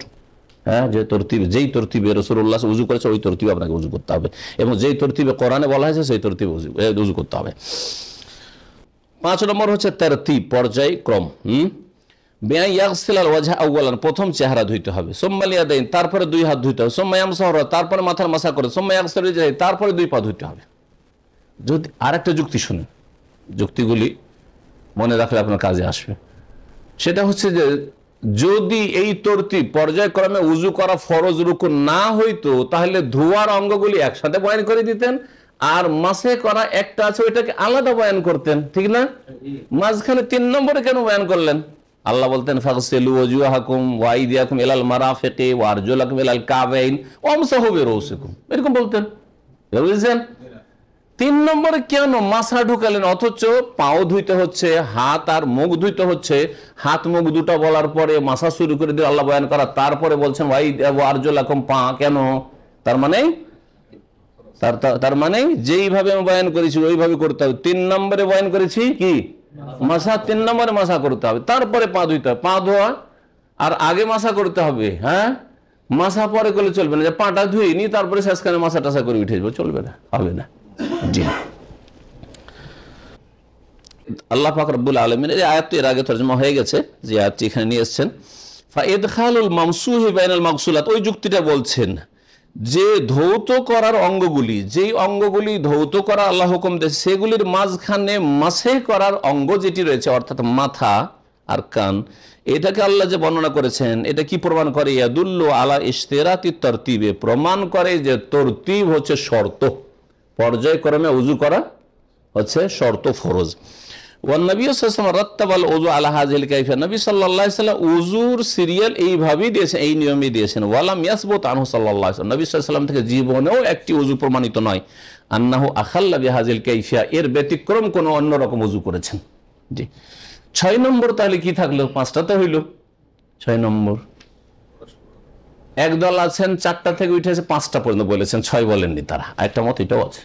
জি, কিন্তু সঠিক হচ্ছে না, 6 নম্বর আরেকটা ফরজ আছে উজুর, সেটা হচ্ছে যে উজুর যে অঙ্গগুলি ধোয়া এবং মাসে করা রয়েছে এগুলির মাঝখানে যেন বেশি গ্যাপ না পড়ে যায়, হ্যাঁ, ব্যবধান না হয়ে যায়।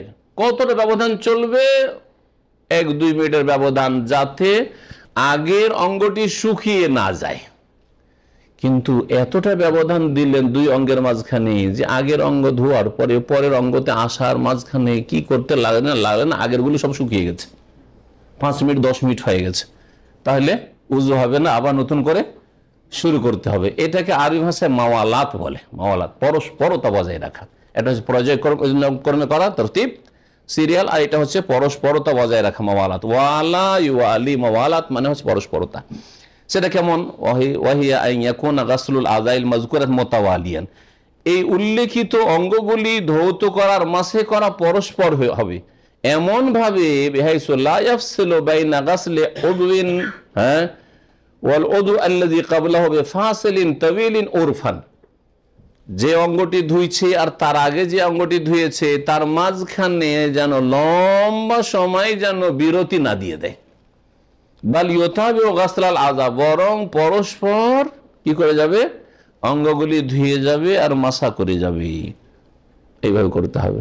উদাহরণ দিয়ে একটি, শেষ হতে যাচ্ছে। উযু আজকাল ব্যস্ততার জিন্দগি, মোবাইল এক বড় ফিতনা, তাই না? আপনাদের হয় কি না হয়, যার বেশি কল আসে তাকে জিজ্ঞেস করিয়েন, বাথরুমেও আরাম দেয় না সাইলেন্ট না করলে, হ্যাঁ, দুটো শান্তিতে খেতেও পাওয়া যায় না, কথা বলছে সাইলেন্ট না করলে। জি, তো উজুর সময়ও আরাম পাওয়া যায় না, আর উজুর সময় একটু কেটে দিলাম তখন আবার শুরু করেছে। আর কিছু লোক আছে কেটে দিলে, কেন কাটলেন আপনি, আবার করবে। আচ্ছা, যেই লোক একবার কেটে দেওয়ার পরে আবার টেলিফোন করছে, সেই লোকটি সামনে থাকলে ওর আচরণটা কি? ওই মোবাইল থেকে এটা তর্জমা করেন, আমি ওর তর্জমা করি, ভাই আমি কথা বলতে পারবো না, না কথা বলবো, তাই না? তর্জমা করেন এটা। একবার কেটে দিল মানে আপনার সাথে কথা বলতে চাই না, যে কোনো কারণে, সে ব্যস্ত হোক, এমার্জেন্সি হোক, কথা বলতে চাই না, আবার দিলেন কল। নামাজের মধ্যে এরকম করে, যদি কেউ ভুলে যান নামাজে মোবাইল সাইলেন্ট করতে, আর দেখেন এক শ্রেণীর মূর্খরা কি কাজ করে দেশ বিদেশ থেকে। তো বিশেষ করে বেনামাজি হলে তোর খবরই নেই যখন নামাজ চলছে, ও তো খবরই রাখে না, নিজের শহরের হইলেও, তাই না? তো এই যে মোবাইল কেটে দিলেন, কল আসছিল কেটে দিলেন, তারপর আবার কল করছে, তার মানে কি? ওই লোকটা সামনে থাকলে বলছে, ভাই আমি কথা বলতে পারছি না, ব্যস্ত আছি। বলছে, না না শুনবো না, কথা বলবো, ঠিক কিনা? এটা কত বড় মূর্খতা, ভাই কথা বলতে চাই না, আপনার সাথে ব্যস্ত আছে। ওয়াতাসকাতুল মাওয়ালা, তবে এই পর, হ্যাঁ বুঝাচ্ছিলাম যে মোবাইল চলে আসলে আর উঠিয়ে নিলেন, উঠিয়ে নেওয়ার পরে কথা বলতে বলতে ও ছাড়ছেই না। ওইদিকে অর্ধেক ধোয়া হয়েছিল, হাত মুখ একটু ধোয়া হয়েছিল, মাথার মাসার পা ধোয়া বাকি, আর ওই সময় টেলিফোন ধরে গেল 10 মিনিট পরে দেখুন সব শুকিয়ে গেছে। উযু হবে না? হবে না, কারণ আবার শুরু করে। ওয়াতাসকাতুল মাওয়ালা, তবে এই পরস্পরতা কখনো কখনো মাফ, আল্লাহ ডিসকাউন্ট দিচ্ছেন, ছাড়। জি, কি অফার? ওয়াতাসকাতুল মাওয়ালাতু বিল উযরি, কোন ওজর, শরীয়তি ওজর যদি থাকে তো পরস্পরতা কি হয়ে যাবে?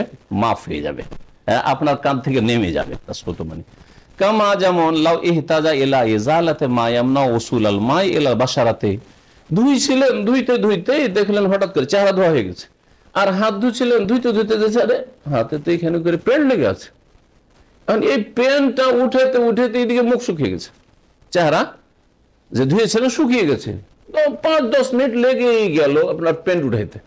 আবার শুরু করবেন নাকি শুরু থেকে? না, এটা ওজোর, কারণ আপনি উজুরই কাজ করে যাচ্ছেন। উজুর বাইরের কাজ আর উজুর কাজে পার্থক্য আছে। এটা হচ্ছে কিসের কাজ? ওজুরই কাজ। উজুর গরজে আপনি প্যান্টটা উঠাচ্ছেন, তাই না? আর মোবাইল ধরেছেন, ওটা উজুর কাজে না।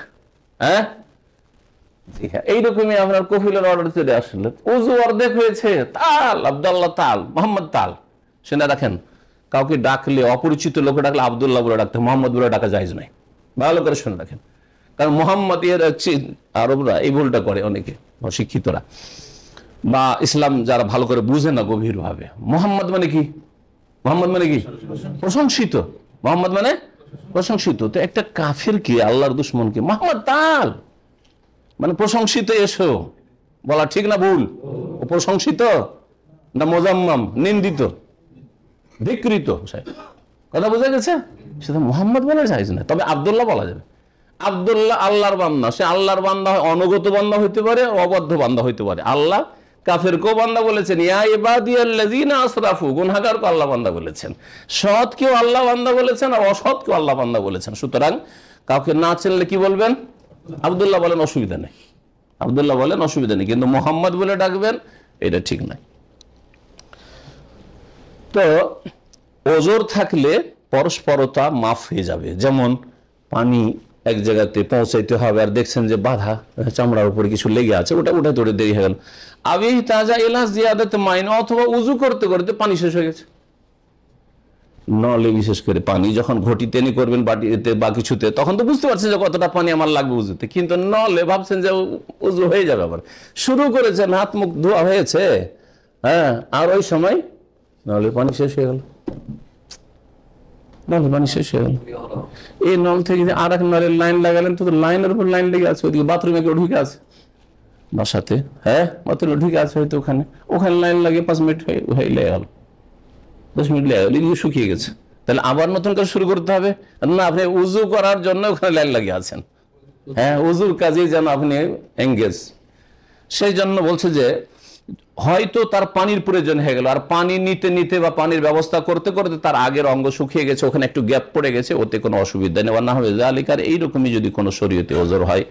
আল্লাহু আ'লাম। সাল্লাল্লাহু আলাইহি ওয়া সাল্লাম নবিয়্যিনা মুহাম্মদ ওয়া আলা আলিহি ওয়া সাহবিহি আজমাইন। হ্যাঁ, এটা হচ্ছে আল্লাহ রাব্বুল আলামিন যে বলেছেন,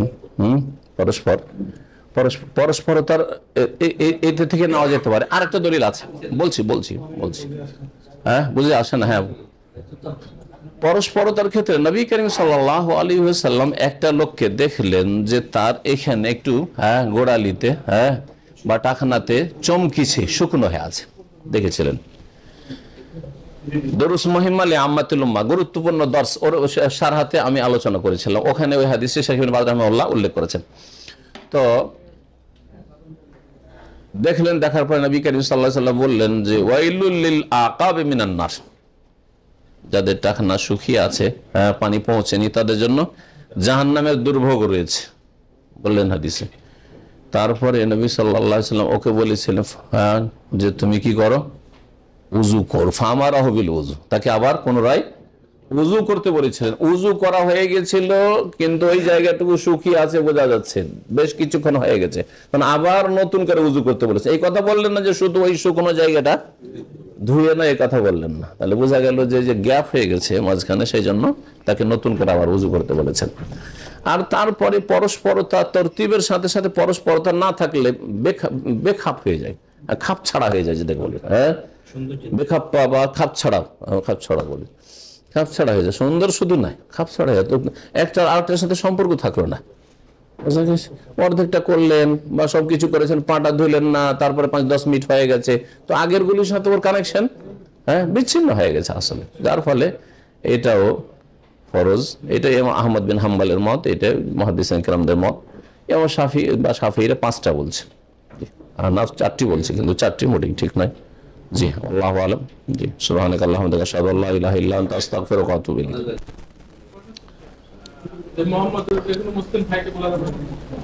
মুসলিম চিনলে ঠিক আছে, মুসলিম চিনলে, মোহাম্মদী চিনলে তো নাম বলেন, মোহাম্মদ বলা দরকার। যা নাম ওর আব্দুর রহিমকে মোহাম্মদী কেন বলতে যাবে? তারপর অসৎ মুসলিম, যে বেনামাজি মুসলিমকে মোহাম্মদ বলা তো ঠিক না। আরে শুধু কাফের খানি, বেনামাজি মুসলিম, হ্যাঁ, মদখোর মুসলিম,